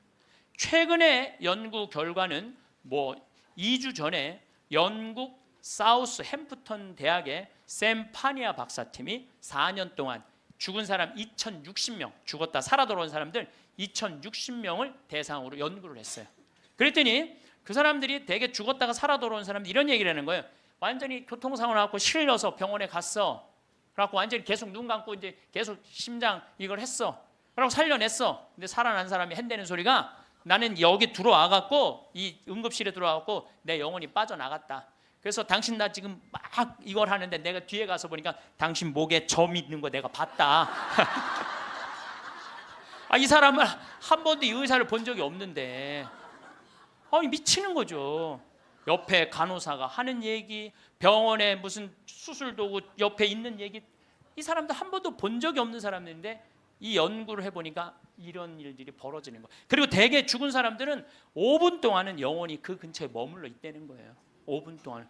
그러니까 여러분들 주위에서 만약에 누가 죽으면요 5분 동안 말 잘해야 돼요. 뭐 괜히 뭐 잘 죽었다, 뭐 그렇게 못되게 살더니 잘 죽었다, 아유 지옥에나 갔으면 좋겠다 이러면요 이 영혼이 한번 꼬기 시작하면요 인생이 꼬이는 거예요. 그러니까 여러분들 뭐라 그래야 돼? 5분 동안 좋은 데 가시라고, 잘 가시라고, 이런 게 정말 필요해요. 말 잘해야 돼요. 말 잘해야 돼요. 고든 알렌이라고 미국의 백만장자 금융업을 하는 사람이 있었어요. 근데 이 사람은 이 폐 질환으로 죽었어요. 죽었는데 하늘나라 올라갔는데 그 빛을 느끼는 순간 너무 불같이 뜨거운 감동을 느낀 거야. 여러분들 그 기도 열심히 할 때 하느님이 막 느껴질 때 막 온몸이 뜨겁고 뭐 불 같은 느낌 들 때 있지 않으세요? 그런 느낌 드시는 분들 계시죠? 저는 나도 그런 느낌을 받았는데 내가 제일 열심히 했을 때가 중학교 때였어. 중학교 때. 내 인생에 가장 열심히 했을 때 중학교 때. 지금 그 정도 열심히 했으면 아마 나 성인 됐을 거예요. 근데 제가 그때 기도 열심히 할 때 성당에 앉아갖고 하느님을 느끼는 느낌을 참 많이 받았어요. 하느님하고 일치되는 거. 그런데 너무 행복해갖고 시계를 보면요 나는 10분 지났다고 봤는데 4시간씩 성당에 앉아있을 때가 많았어요. 그러니까 하느님 안에 머무를 때는 시간 가는 줄 모르는 거죠. 그 이후로는 거의 느낀 적이 없어요. 그 이후로는 그 이후로는. 근데 어쨌든 이 고든 알렌이라는 사람은 성당도 안 다니는 사람이고 하느님도 믿지 않는 사람인데 하늘나라 올라가서 그 빛을 느끼는 순간 이건 나는 세상의 빛이다. 요한복음 1장 1절에 나오는 말씀처럼 정말로 너무 행복했던 거야. 세상에 딱 돌아와 갖고요. 이 고든 알렌은 자기가 그 많은 돈 의미가 없다는 걸 느껴요. 그리고 친구한테 전화를 해요. 같이 금융업을 하는 친구한테 나 그만둘 거다. 그리고 차도 큰 거에서 작은 걸로 옮겨 타고 그 다음에 이 집도 큰 거에서 작은 걸로 옮겨가요. 그리고 그 잘 번들은 돈을 다 관두고 지금은 미니스터 목사님이 돼갖고 정말 어려운 사람들 컨설팅을 해줘요. 그러니까 대개 죽었다가 살아 돌아온 사람들 특징이 뭐냐면은 삶이 바뀌는 거야. 목사님이 된다든지 자선 사업을 한다든지 착해. 사람은 죽어봐야 철이 들어. 사람은 죽어봐야 철이 들어. 근데 이 죽을 수가 없으니 얼마나 답답한 노릇이에요. 앤더슨 시코리아라고 미국 뉴욕의 정형외과 의사예요. 심리학 박사고 대학 교수고. 이 사람은 94년도에 가족들이랑 야외에 나가다가 공중전화를 하다가 벼락에 맞아 죽어요. 벼락에 맞아. 미국은 벼락에 맞아 죽는 사람이 1년에 한 1000명 돼요. 1000명인데 그중에 950명은 살아나고 50명은 그냥 죽는데요. 근데 이 의사가 딱 죽었는데 자기 육신이 팍 쓰러지더래. 근데 영혼이 딱 빠져나온 거죠. 영혼이 빠져나오고 자기 육신을 보고 있는데 하나도 안 슬프더래요. 내가 죽었네? 그냥 객관적으로 받아들이는 거지. 내 육신이 죽었네? 죽은 사람은 안 슬퍼요, 여러분들. 우리가 착각하고 있는 거예요. 죽은 자의 장례는 죽은 자한테 맡기라고. 너무 죽은 것 때문에 슬퍼하지 말아라. 예수님이 그랬죠? 프랑스의 한 부인이 아들이 먼저 죽은 거야. 아들이 먼저 죽으니 얼마나 슬퍼요. 매일 울은 거야. 매일. 근데 하루는 환시에 젊은이들이 빛을 내고 하늘나라에서 예수님하고 행진을 하는데 자기 아들만 누더기같이 젖은 옷을 입고 그 끝에 한 걸음 한 걸음 힘겹게 걷더래요. 그래서 엄마가 물어봤대요. 얘야, 너는 왜 저 젊은이들은 저렇게 빛을 내고 아름답게 예수님하고 하늘나라에서 행진을 하는데 너는 왜 그렇게 힘들게 젖은 누더기 같은 옷을 입고 힘겹게 걷느냐? 그랬더니 아들이 하는 말이 어머니, 난 얼마든지 저들하고 같이 예수님하고 행복하게 행진을 할 수가 있다. 그런데 어머니의 눈물이 내 옷을 적셔서 내가 한 걸음도 나갈 수가 없다. 어머니의 눈물이. 여러분들 죽은 사람들 슬퍼한다고 그 사람들을 위로하는 게 아니에요. 그 여러분들의 눈물이 죽은 사람들을 붙잡을 수가 있는 거예요. 여러분들 이번에 세월호에서 죽은 아이들 천국 갔을 것 같아요? 안 갔을 것 같아요? 갔어요. 얘네들 다 천국 갔어요. 왜? 아니 고등학교 2학년이 죄를 지면 얼마나 짓겠어요? 그렇지 않겠어요? 대한민국의 또 고등학교 2학년 애들은요 죄질 시간도 없어요. 학원 다니느냐고 죄질 시간이 어디 있어. 여러분 한번 생각을 해보세요. 여러분들 고등학교 2학년 때 지은 죄랑 요즘 나이 먹어갖고 지은 죄랑 한번 비교 한번 해보세요. 그럼 여러분들도 고등학교 2학년 때 죽었으면 천국 갔을 것 같아요? 안 갔을 것 같아요? 여러분들 다 갔어요. 요즘 죽으면 어때요? 요즘 죽으면 진감인가 하죠. 갈지 안 갈지. 어쨌거나 이거는 확실해. 여러분들도 고등학교 2학년 때 죽었으면 천국 갔어요. 분명히. 그러니까 얘네들 다 천국 갔어요. 그러면은 얘네들 떠난 지가 200일이 넘어요. 오늘 아마 207, 8일 정도 될 거예요. 그러면요 100일 탈상도 해요. 100일이면 다 떠나 보내요. 그럼 이 배가 침몰됐을 때 나는 그렇게 생각해. 이 선주, 이 배 주주, 이 세월호의 주인은요 자기가 애들 배 가라앉았을 때 쫓아갔어야 돼요. 쫓아가갖고 자기가 책임자면 수습을 해야 돼요. 수습을 하고 최고 좋은 잠수사들 돼서 애들 건질 수 있을 때까지 최대한 빨리 건졌어야 돼. 그리고 자기 있는 재산 다 정리해서 그 자식들 죽으면 여러분들 일이 손에 잡힐 것 같아요? 그거는 잡힐 수가 없어요. 지금 안산에 그 자식 죽은 부모님들 일 안 한다고 뭐 누가 뭐라 그러는데 아마 자기 자식 한번 죽어봐. 생떼 같은 자식. 일을 할 수 있을 것 같아요? 못해요. 그러면은 그분들한테 그 슬픔 또 삶에 자기가 재산이 없는 게 아니잖아. 4천억이나 있다는데. 그러면은 끌어모을 수 있는 것까지 다 끌어모아서 책임을 져야지. 또 아이들 한꺼번에 죽었으니까 추모공원도 만들고 그 아이들만을 위한 추모공원 예쁘게 만들어서 그 부모들이 보고 싶을 때 언제든지 찾아갈 수 있도록 해줘야지. 그렇지 않겠어요? 근데 이거는 뭐 자기가 책임지기 싫어하고 도망 다니기 시작해. 도망.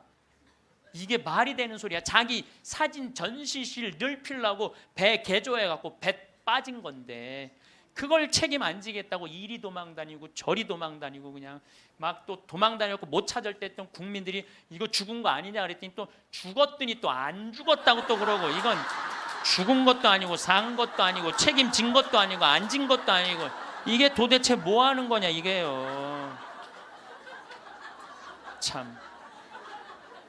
이게 웃을 일이 아니에요, 여러분들. 얼마나 이게 우리가 죽음에 대해서 미성숙하게 대처를 하는지. 그리고 저는 정치인들도 참 답답해요. 아니 그걸 못 잡아. 거기서부터 답답해요. 그걸 못 잡아.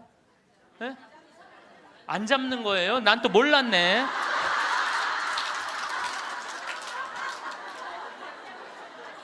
아니 애들한테 한을 심어주지 말으려면 부모한테 한을 심어주지 말으려면 빨리 밝혀야지.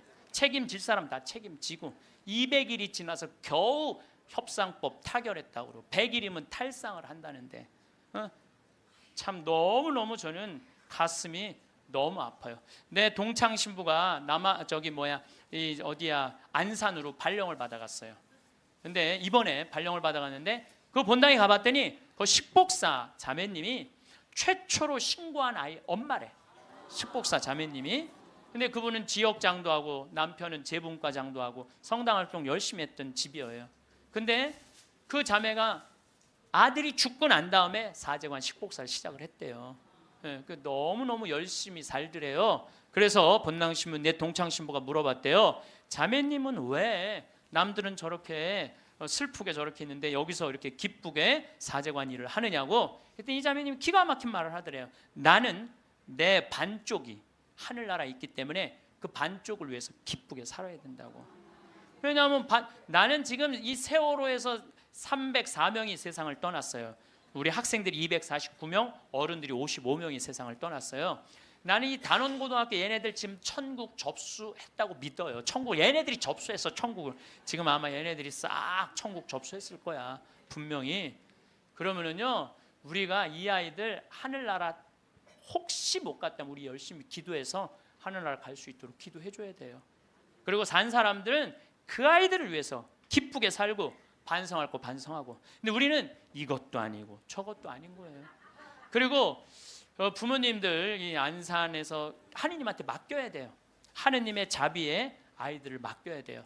남아프리카 공화국에서 12살 먹은 알도라는 소년이 교통사고로 죽어요. 엄마 아빠 앞에 타고 뒤에 4살짜리 12살짜리 알도가 교통사고 나는데, 교통사고 나는 순간 뒤에 있던 아들 둘이 바깥으로 날아가는데 엄마 아빠가 딱 차를 세우고, 이제 자식 없으니까 차 뒤에 없으니까 가서 보는데 바로 앞에 4살짜리가 얼굴에 상처기만 좀 나게 있는 거야. 아유 너 괜찮구나 그랬더니 이 친구 하는 말이, 엄마 난 이렇게 바깥에 튕겨져 나왔을 때 예수님이 날 받아갖고 여기다 놨다고. 예. 근데 문제는 12살짜리 알도가 안 보이는 거야. 12살짜리 알도가. 그래갖고 보니까 아예 길 건너편에 가서 떨어진 거야. 길 건너편에 뇌, 척추 다 그냥 요절이 난 거예요. 그래서 병원에서는 의사가 이제 산소호흡기를 띄셔도 되겠다고, 죽었으니까. 이때 이 엄마가 하느님한테 자기 아들을 맡겨요. 하느님 당신의 뜻대로 내 아들을 처분해 달라고. 하지만 난 아들하고 아직 이별의 시간을 갖지 못했다고. 그리고 이 아들은 4개월 후에 살아 돌아와요. 4개월 후에 살아 돌아오는데 문제는 뭐냐면은, 살아 돌아와서 얘는 뭐를 못하느냐면 말을 못했어. 근데 계속 노트에다 쓰는 거야. 성서를 계속 쓰는 거야. 4개월 후에 돌아온 애가 성서를 계속 쓰는 거야. 성당도 안 다니, 교회도 안 다니던 애인데 성서를 계속 쓰는 거야. 너 이거 성서를 어떻게 쓰냐? 엄마 나 죽어 있을 때 예수님 나 하늘나라 데려가고 예수님이 품에 안아서 이 성서 다 가르쳐 준 거야. 그러니까 하늘나라에서 성서를, 이런 일이 여러분들 많아요. 이런 일이 정말 많아요. 하늘나라 우리 아프리카에도 우리 가톨릭의 한 아이가 전혀 그런 걸, 성서를 모르던 아이가 예수님 현시 속에서 성서를 다 배운 애가 있어요. 내가 지난번에도 강의했어요. 여러분들은 참 고맙게도 강의에도 까먹어갖고 내가 새로 얘기할 때 항상 새롭게 들어. 우와 너무 고마워. 참 고마워요. 네. 네, 지난번 강의 때도 내가 얘기했거든요. 아프리카에 언어도 이 아이는 예수님이 다 가르쳐줘서 언어도 다른 나라 언어 다 했다고 내가 얘기를 했어요. 말라위 거기. 어쨌거나 얘는 하늘나라에서 예수님이 가르쳐준 거야. 성서를 너무너무 잘 쓰는 거야. 그런데 얘가 기가 막힌 글을 하나 쓰는 거예요. 어떤 글을 쓰느냐면은, 엄마 드웨인이라는 아이랑 안톤이라는 아이 주소를 적어줘요. 그리고 그 엄마한테 이 편지를 좀 띄워줘. 주소를 써갖고. 어떤 내용이냐면, 드웨인하고 안톤은 하늘나라에서 너무너무 행복하게 잘 지내고 있는데, 하늘나라에서 보니까 엄마들이 맨날 우는 거야. 엄마들이 이미 자기 자식은 하늘나라에서 행복하게 지내고 있는데 엄마들이 울고 있는 거야. 그래서 엄마 예수님이 너무 슬프대. 왜 뭐가 슬퍼? 나는 이미 이 아이들을 구원해갖고 내 품에 안고 있는데 나의 자비를 믿지 않는 저 엄마 아빠가 너무너무 불쌍하다는 거예요. 그래서 그 주소를 줘. 근데 이 알도는 안톤을 살아생전에 만났던 적이 없는 사람이에요. 드웨인도 살아생전에 만났던 적이 없는 사람이야. 그리고 얘가 그 주소를 알 수가 없는 애야. 교통사고 나고 4개월 동안 혼수 상태에 있던 아이인데. 그래서 엄마는 처음에 장난인 줄 알았대. 근데 그걸 편지를 보냈는데 정확하게 드웨인 집과 안톤 집에 편지가 도착을 하고 실질적으로 그 아이들은 그렇게 죽었다는 거예요. 이게 우리가 하느님한테 맡겨야 돼. 하느님한테 맡겨야 돼.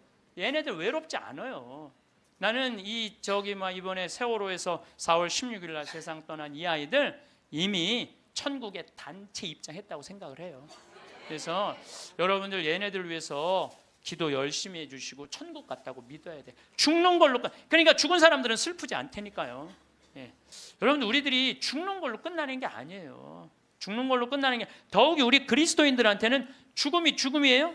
새로운 삶으로 옮아가는 새로운 여정일 뿐이에요. 그래서 나는 이번에 세월호에서 죽은 아이들, 물론 우리 어른들 책임이지, 불쌍하지.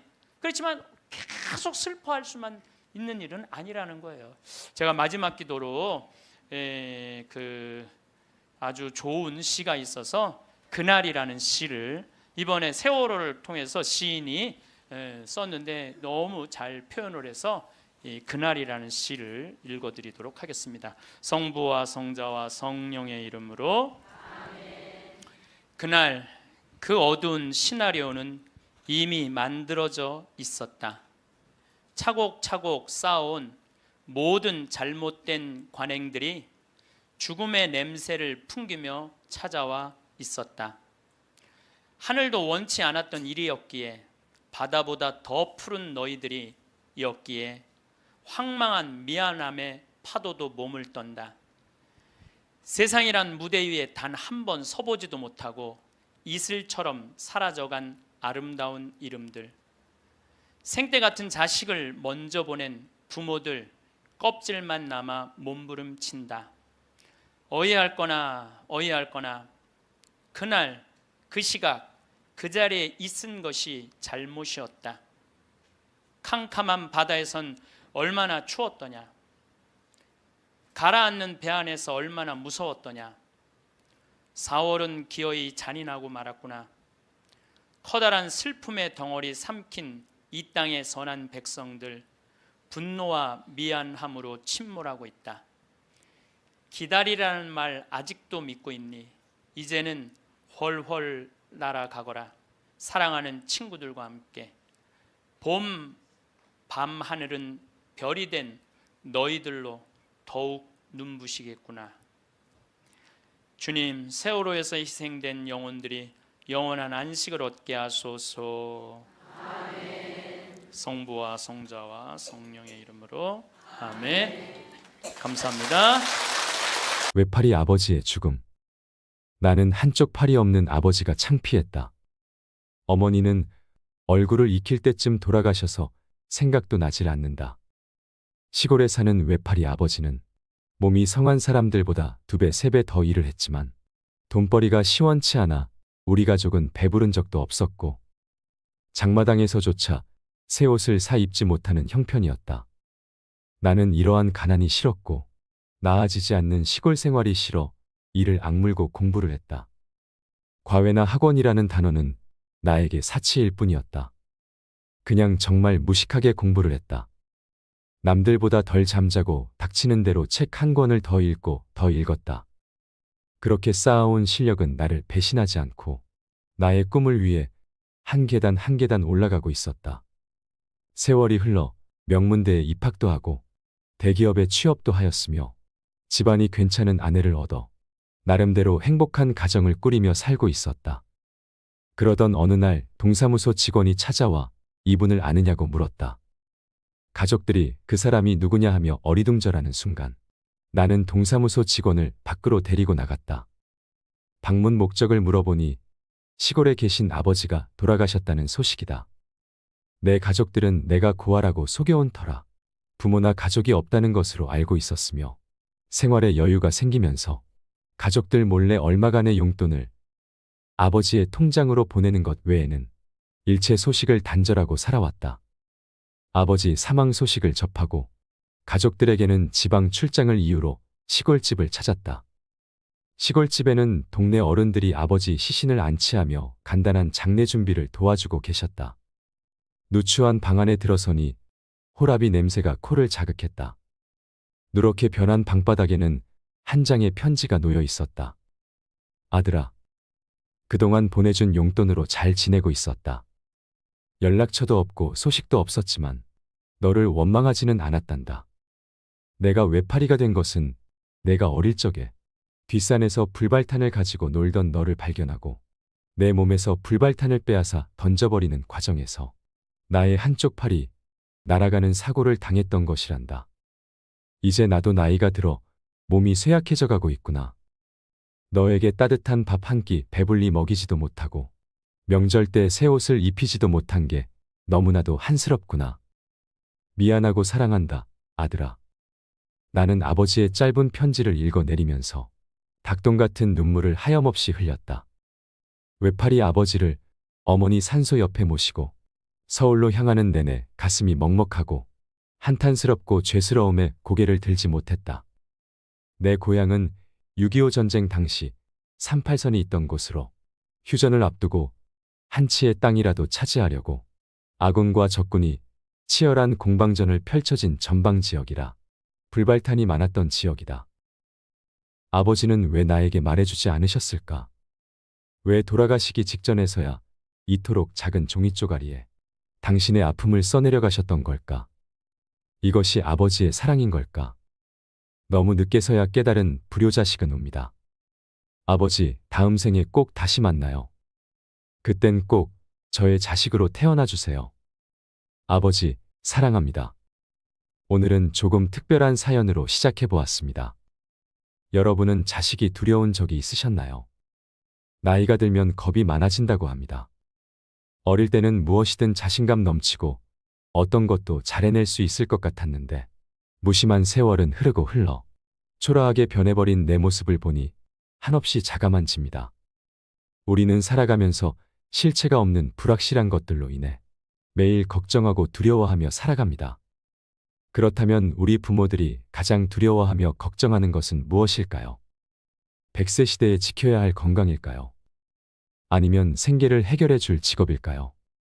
누구도 책임져 주지 않을 노후일 수도 있을 것이고 부모도 대신 살아줄 수 없는 자녀의 미래일 수도 있을 것입니다.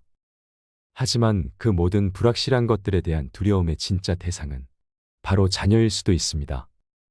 이번 영상에서는 자녀를 향한 부모의 5가지 두려움에 대해 이야기 나누고 싶습니다. 여러분은 자녀를 향한 5가지의 두려움 중에 어떤 두려움을 가지고 계신지 떠올려 보셔도 좋을 것 같습니다. 내용에 앞서 사연을 하나 듣겠습니다. 눈치 보는 시아버지. 위에 형님도 있으신데 왜 우리가 모셔야 하냐고. 엄마 돌아가시고 아버지 혼자 저렇게 계속 사시는데 이렇게 한 번만 부탁할게. 아주버님도 계시잖아. 아주버님은 대기업도 다니시고 우리보다 훨씬 잘 사시는데 왜 형편도 안 좋은 우리가 모셔야 하냐고. 다른 거는 뭐든 하자는 대로 다 할 테니까 제발 이번만은 부탁 좀 들어주면 안 될까. 저는 시아버지를 모시고 사는 며느리입니다. 어릴 적 남편은 엄청 개구쟁이였대요. 매일 사고치고 다니고 해서 아버님께서 매번 뒷수습하면서 다니셨다고 하더라고요. 또 한 번은 골목에서 놀고 있는데 지나가던 트럭에 받칠 뻔한 걸 아버님이 보시고 남편을 구하고 부딪히셨는데 그것 때문에 지금도 오른쪽 어깨를 잘 못 쓰신대요. 아버님이 제 남편을 늦게 낳으셔서 지금 아버님 연세가 68세입니다. 60세 넘으셨을 때도 노가다 하시면서 가족들 먹여 살리려고 고생만 하셨다네요. 남편은 군대 제대하고 26살 때까지도 놀고 먹었더랍니다. 노가다를 오래 하다 보면 시멘트 독이라고 하나요? 하여튼 그것 때문에 손도 쩍쩍 갈라지고 겨울만 되면 많이 아파하신다고 하더라고요. 평생 모아오신 재산으로 마련하신 조그마한 집 한 채도 아주버님이랑 남편 결혼할 때 집 장만해 주신다고 파셨고 그동안에는 전세방 얻어 사셨는데 어머님까지 돌아가시고 아버님 혼자 계신 거 보니 마음이 아파서 남편이 눈물이 자주 난다고 하더라고요. 전 살림하고 남편 혼자 버는데 한 달에 150만 원 정도 벌어옵니다. 근데 아버님이 오시면 아무래도 반찬도 신경 써야 하고 여러 가지로 힘들 것 같더라고요. 그때 저도 임신해서 3개월이었는데 남편이 아버님을 자꾸 모시자고 하는 거예요. 형님네는 아버지 절대 자기들이 못 모신다고 엄포를 놓으시고 이제 애들 고등학교도 들어가야 하는데 말도 안 되는 소리 말라고 호통을 치시더라고요. 그러고는 저희한테 은근슬쩍 떠넘기시더군요. 형편이 마냥 좋지가 않아서 힘들 것 같다고 하니 너흰 아직 애도 없으니까 너네가 모시면 안 되겠냐고 하시더라고요. 저희가 하는 말씀을 들으셨는지 시아버지께서는 늙으니 가봐야 집만 되고 눈치 보인다며 안 가련다 하시는 걸 저희 남편이 같이 가자고 설득해서 결국 넉 달 전에 모시기로 하고 자꾸 거절하는 아버님을 남편이 우겨서 모셔왔습니다. 모셔온 첫날부터 여러모로 정말 신경이 쓰이더라고요. 우리 아버님 매번 반찬 신경 써서 정성껏 차려드리면 그걸 드시면서도 엄청 미안해 하셨습니다. 가끔씩 고기 반찬이나 맛있는 거 해드리면 안 잡수시고 두셨다가 남편 오면 먹이더라고요. 어쩔 땐 저 먹으라고 일부러 드시지도 않고, 그리고 식사하시면 곧바로 들고 가셔서 설거지도 하십니다. 하루는 장보고 집에 왔는데 아버님이 걸레를 들고 뭘 열심히 하고 계시더라고요. 그냥 할 일도 없고 해서 청소 좀 하려고. 아니, 왜 아버님이 걸레질을 하세요? 얼른 이리 주세요, 빨리. 정말 괜찮대도 내가 이게 편해서 그래. 아버님 정말 왜 그러세요? 빨리 주세요. 결국 끝까지 청소를 다 하시더라고요. 제가 왜 모르겠어요. 이 못난 며느리 눈치 보시느라 그렇게 행동하시는 거 다 압니다. 저도 그래서 더 마음이 아파요. 남편이 몰래 아버님께 용돈을 드려도 그거 안 쓰고 모아 두셨다가 제 용돈 하라고 주십니다. 그리고 한 달 전쯤 언젠가부터 아버님께서 아침에 나가시면 저녁 때쯤 들어오시더라고요. 어디 놀러라도 가시는 것 같아서 용돈을 드려도 받으시지도 않고 그렇게 매일을 나가셨습니다. 그런데 어제 옆집 아주머니가 밖에서 저희 시아버지를 봤다는 거예요. 오다가 이 집 할아버지 봤는데 유모차에 박스를 실어서 가던데, 그 말을 듣자마자 밖으로 뛰쳐나갔습니다. 아버님을 찾으려고 이리저리 돌아다녀도 안 보이시더라고요. 너무 죄송해서 엉엉 울었습니다. 이렇게 눈치 없는 며느리가 있을까요? 아버지 찾으러 갔다 올게. 평소보다 일찍 들어온 남편도 그 말만 남기고 바로 나가버렸어요. 제가 바보였어요. 진작 알았어야 하는데. 며칠 전부터 아버님께서 저 먹으라고 봉지에 들려주시던 과일이며 과자들이며 아버님께서 어떻게 이래서 사오신 것인지를 생각하니 가슴이 미어지더군요. 못난 며느리 눈치 안 보셔도 되는데 그렇게 불편하셨던지 아들집 오셔서도 편하게 못 지내시고 눈치만 보시다가 불편하신 몸 이끌고 그렇게 일하고 있으셨다니. 친정의 우리 아빠도 고생만 하시다가 돌아가셨는데 돌아가신 아버지 생각도 나고 해서 한참을 펑펑 울었습니다. 남편 나가고 1시간 좀 넘어서 남편이 아버님이랑 들어오더라고요. 아버님이 들어오시면서도 제 눈치 보시면서 뒤에 끌고 오던 유모차를 숨기시는 모습이 왜 그리 마음이 아프던지요. 오히려 죄송해야 할 건 저인데 말이죠. 아버님 정말 죄송해요. 매일 나 때문에 내가 미안하다. 그때 아버님 손을 처음으로 만져보았습니다. 심하게 갈라지신 손등과 굳은 살이 베인 손에 마음이 너무 아팠습니다. 아버지, 제발 그런 일 하지 마세요. 제가 더 열심히 일해서 벌면 돼요. 방 안에 모시고 가서도 죄송하다며 그렇게 펑펑 울었습니다. 아버님 식사 챙겨 드리려고 부엌에 와서도 눈물이 왜 그리 그치지 않던지요. 그날 셋이서 오붓하게 저녁을 먹었습니다. 밥 먹는데도 아버님 손을 보면서 자꾸 가슴이 아프더라고요. 오늘 남편이 노는 날이라 아버님 모시고 시내 나가서 날이 좀 쌀쌀하니 아버님 잠바 하나랑 신발 한 켤레를 샀습니다. 한사코 괜찮다고 집에 잠바 있다며 거절하시더라고요. 아버님 자꾸 그러시면 제가 아버님 눈치 보여서 힘들다고 말씀드리니 그제서야 고맙다, 잘 입을게 하셨습니다. 그날 밤 남편에게 말했어요. 여보, 나 평생 아버님 정말 친아버지처럼 생각하고 모실게. 비록 지금은 아버님께서 불편해 하시지만 언젠가는 친딸처럼 생각하시면서 대해 주실 때까지 정말 잘할 거야. 마지막으로 아버님, 눈치 안 보셔도 돼요.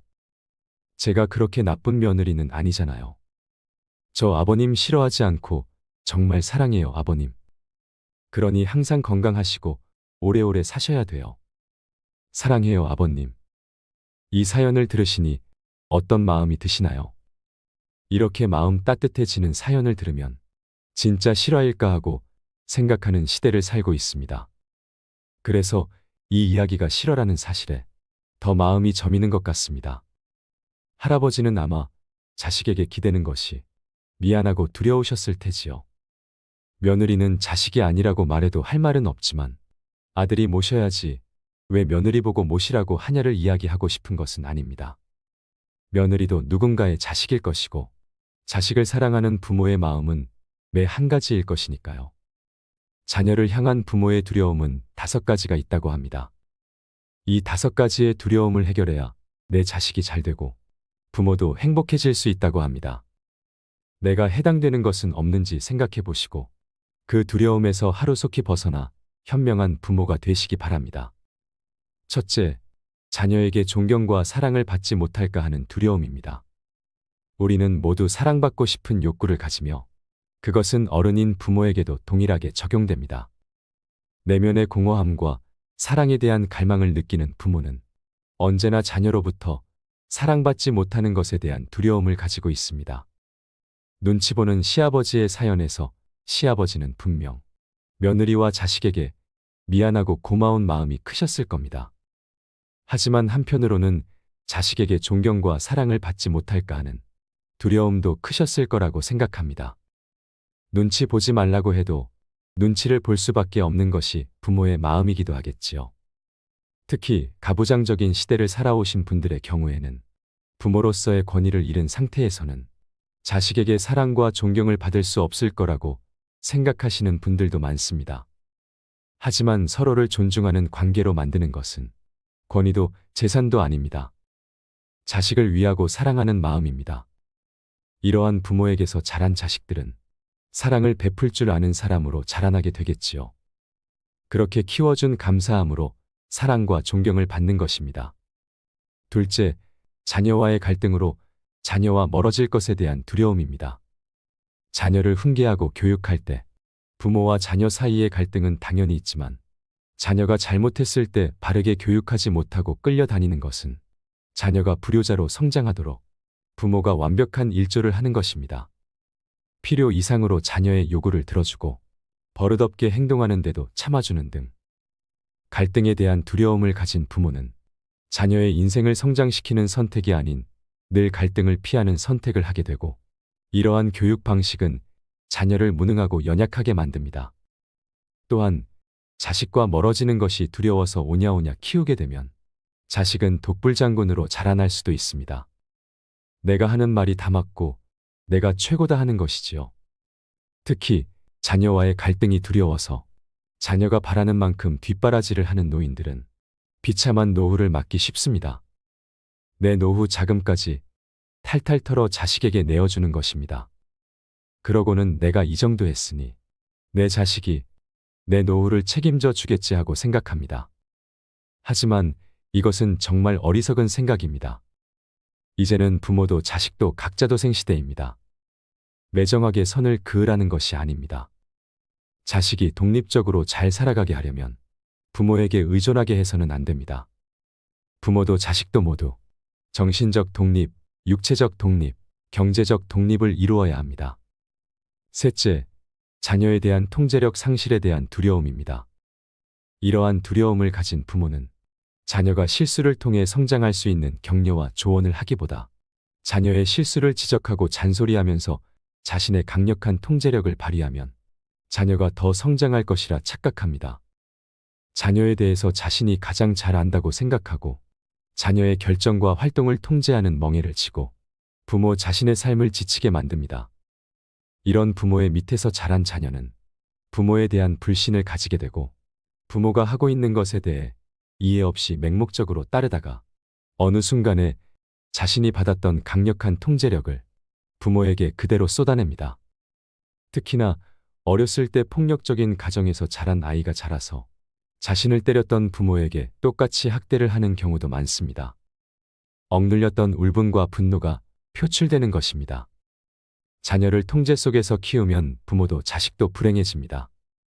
넷째, 내 자녀가 뒤처질까 하는 두려움입니다. 이런 부모는 자녀에게 공부면 공부, 운동이면 운동, 뭐든지 앞서가는 완벽주의를 추구하고 그 기준에 도달하지 못할 때 우리 애는 잘하는 게 하나도 없다라고 생각하며 두려워합니다. 그러한 두려움은 자녀에게 고스란히 전달되어 자녀의 자존감을 떨어뜨리고 자기 자신을 사랑하지 못하는 아이로 성장시킵니다. 이러한 교육 방식은 자녀에게 수치심을 주고 부모를 기쁘게 해야 사랑받을 수 있다는 강박감을 무의식 중에 갖게 하여 자존감을 완전히 잃어버린 비참한 자녀로 자라게 만듭니다. 부모는 자신의 목표와 꿈을 자식에게 투영하면 안 됩니다.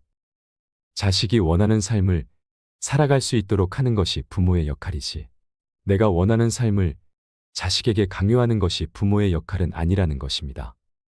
내 자녀가 남보다 뒤처지면 어떻습니까? 자녀가 행복하면 그것으로 될 일입니다. 내 행복이 자녀의 행복이 되는 것은 아닙니다.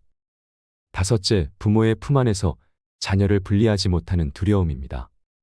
부모는 자녀가 좌충우돌 성장하면서 자연스럽게 부모로부터 분리되는 과정이 필요한데도 자녀가 잘못될까봐, 부모에게서 멀어질까봐 자신의 삶에서 분리시키는 것을 두려워하며 오히려 그것을 사랑이라 착각합니다. 이토록 자녀가 컸는데도 탯줄을 잘라내지 못하고 과잉보호하는 부모 아래서 자란 자녀는 자주성을 발휘하는 것에 대해 창피함이나 두려움을 느껴 소심하고 수동적인 아이로 성장합니다. 그래서 자신의 목소리를 내야 할 때, 리더십을 발휘해야 할 때 오히려 좌절을 하게 됩니다. 그렇다면 부모의 이러한 두려움은 어디서부터 시작되는 것일까요? 우리는 모두 어린 시절을 지나오며 부모로부터 받은 교육으로 인해 인생의 감성적 청사진이 형성됩니다. 이것은 나도 모르게 내가 받은 교육 방식대로 내 자식을 교육하게 합니다.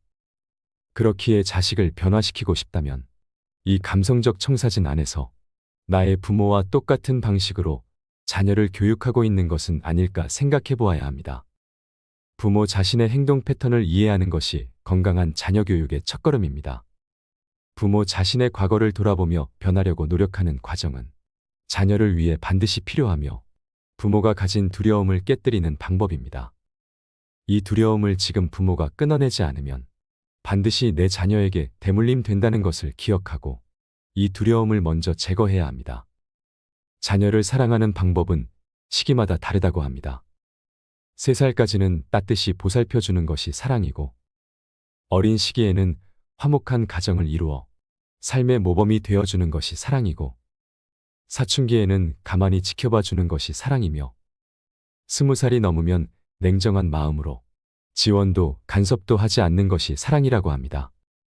좋은 부모가 되기 위해서는 이것을 기억해야 합니다. 이 5가지 두려움에 해당되는 사항이 있으신가요?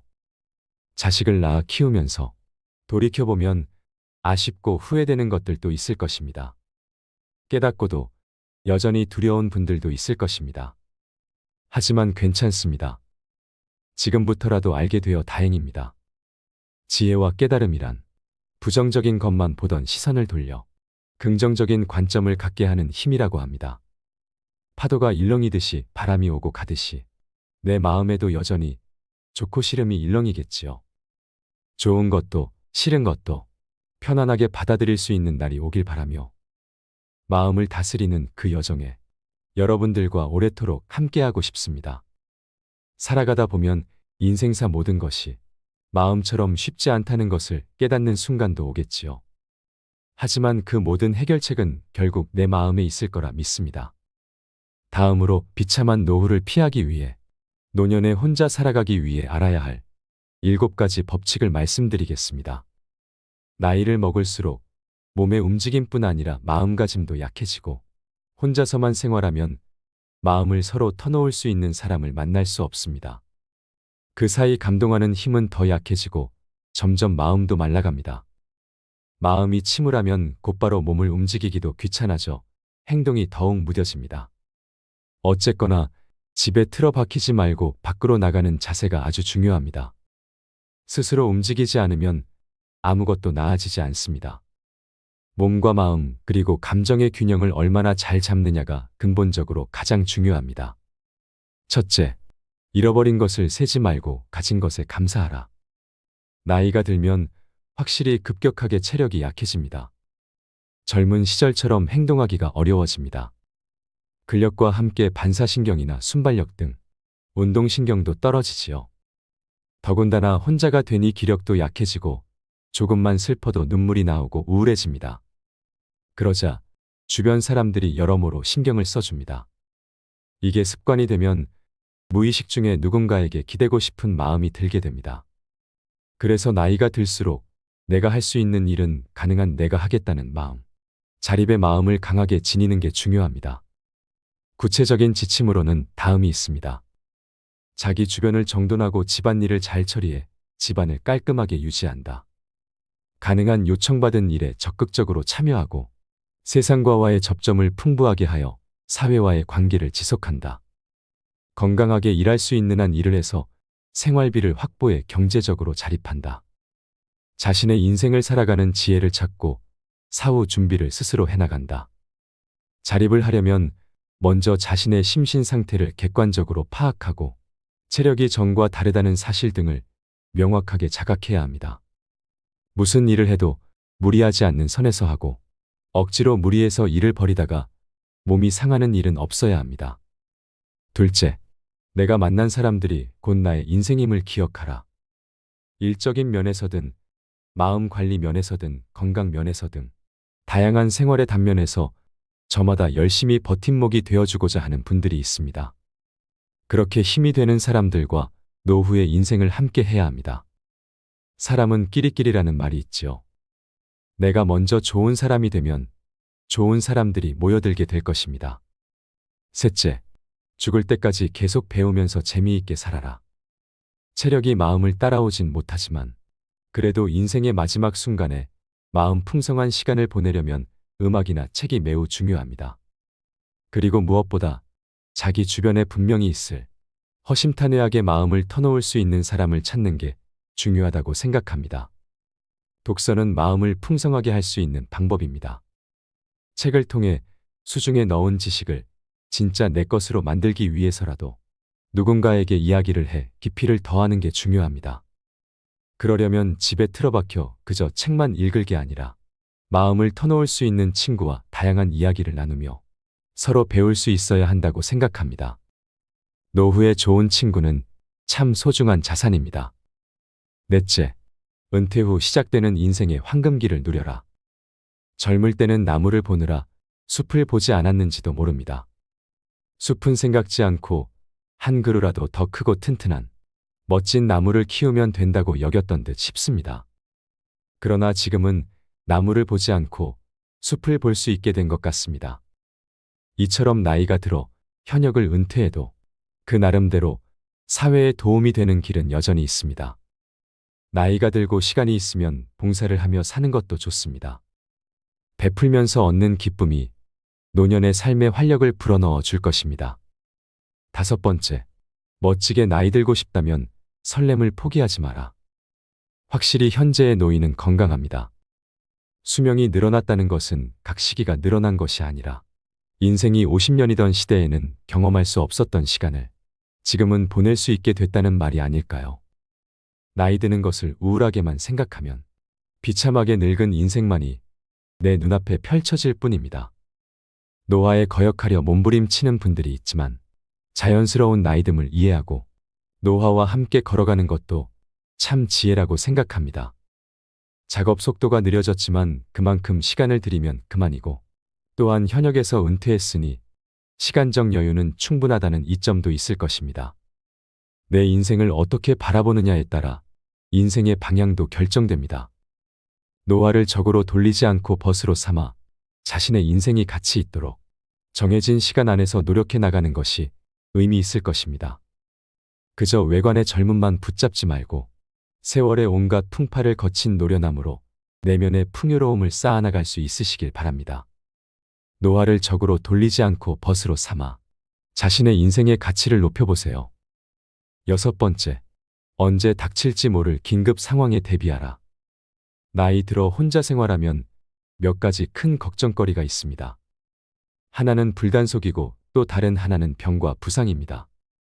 또 내가 외출해 있는 동안에는 집에 아무도 없으니 택배나 서류 등을 받는 것도 의외로 신경이 쓰이게 됩니다. 어떤 의미에서는 다양한 긴급 상황을 예상해서 준비해 두는 자세가 중요합니다. 결국 인생의 마지막까지 아무에게도 신세를 지지 않을 수는 없는 것입니다. 우리 주변에는 내가 죽고 나면 장례를 치러줄 사람이 없는 분들도 계십니다. 도움이 필요하면 혼자 끙끙 앓지 말고 주위에 도움을 요청해 보세요. 분명 해결책이 있을 것입니다. 또한 그런 일이 일어나기를 바라는 건 아니지만 병이나 부상 때문에 긴급 상황이 발생할 가능성을 판단하고 늘 대비해 두는 것도 필요합니다. 언제나 준비를 소홀히 하지 말라는 인생에서 가장 중요한 교훈을 기억하세요. 7번째, 남은 인생은 덤이라 생각하고 마음껏 즐겨라. 확실히 오래 사는 건 좋은 일일지도 모릅니다. 남은 인생은 어떤 의미에서 덤이니 언제 데리러 와도 상관없도록 마음의 준비를 해둬야 한다고 생각합니다. 그저 자연의 흐름에 맡기고 내일 아침 무사히 눈이 떠지면 새로운 하루를 선물 받았다는 생각으로 감사해하며 하루를 보내는 것이 좋을지도 모릅니다. 이제 그만 이승을 떠나볼까 잘들 있게나. 이런 말을 뱉으며 떠나갈 수 있도록 나에게 맞는 삶의 방식을 찾아보세요.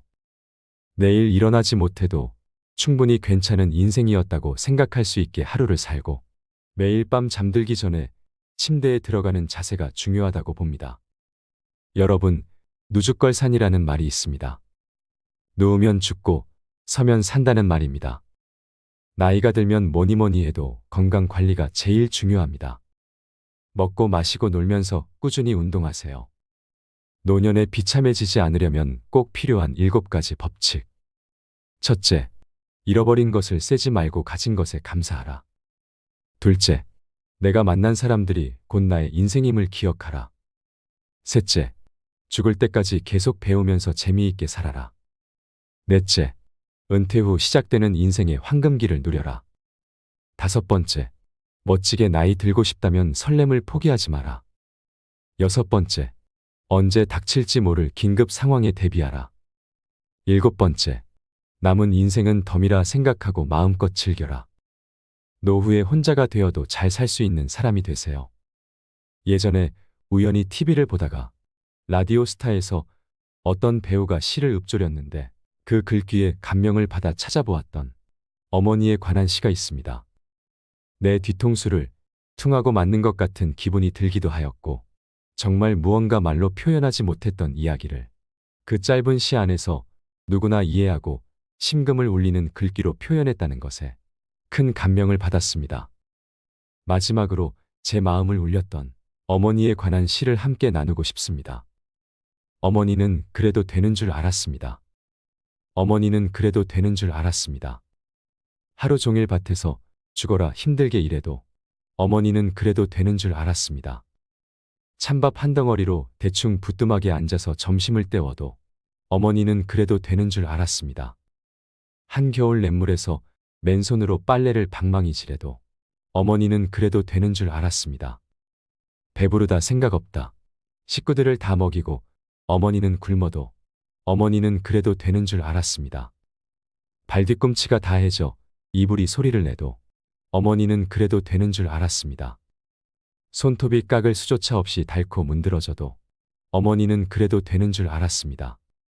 아버지가 화내고 자식들이 속을 썩여도 끄떡없는 어머니는 그래도 되는 줄 알았습니다.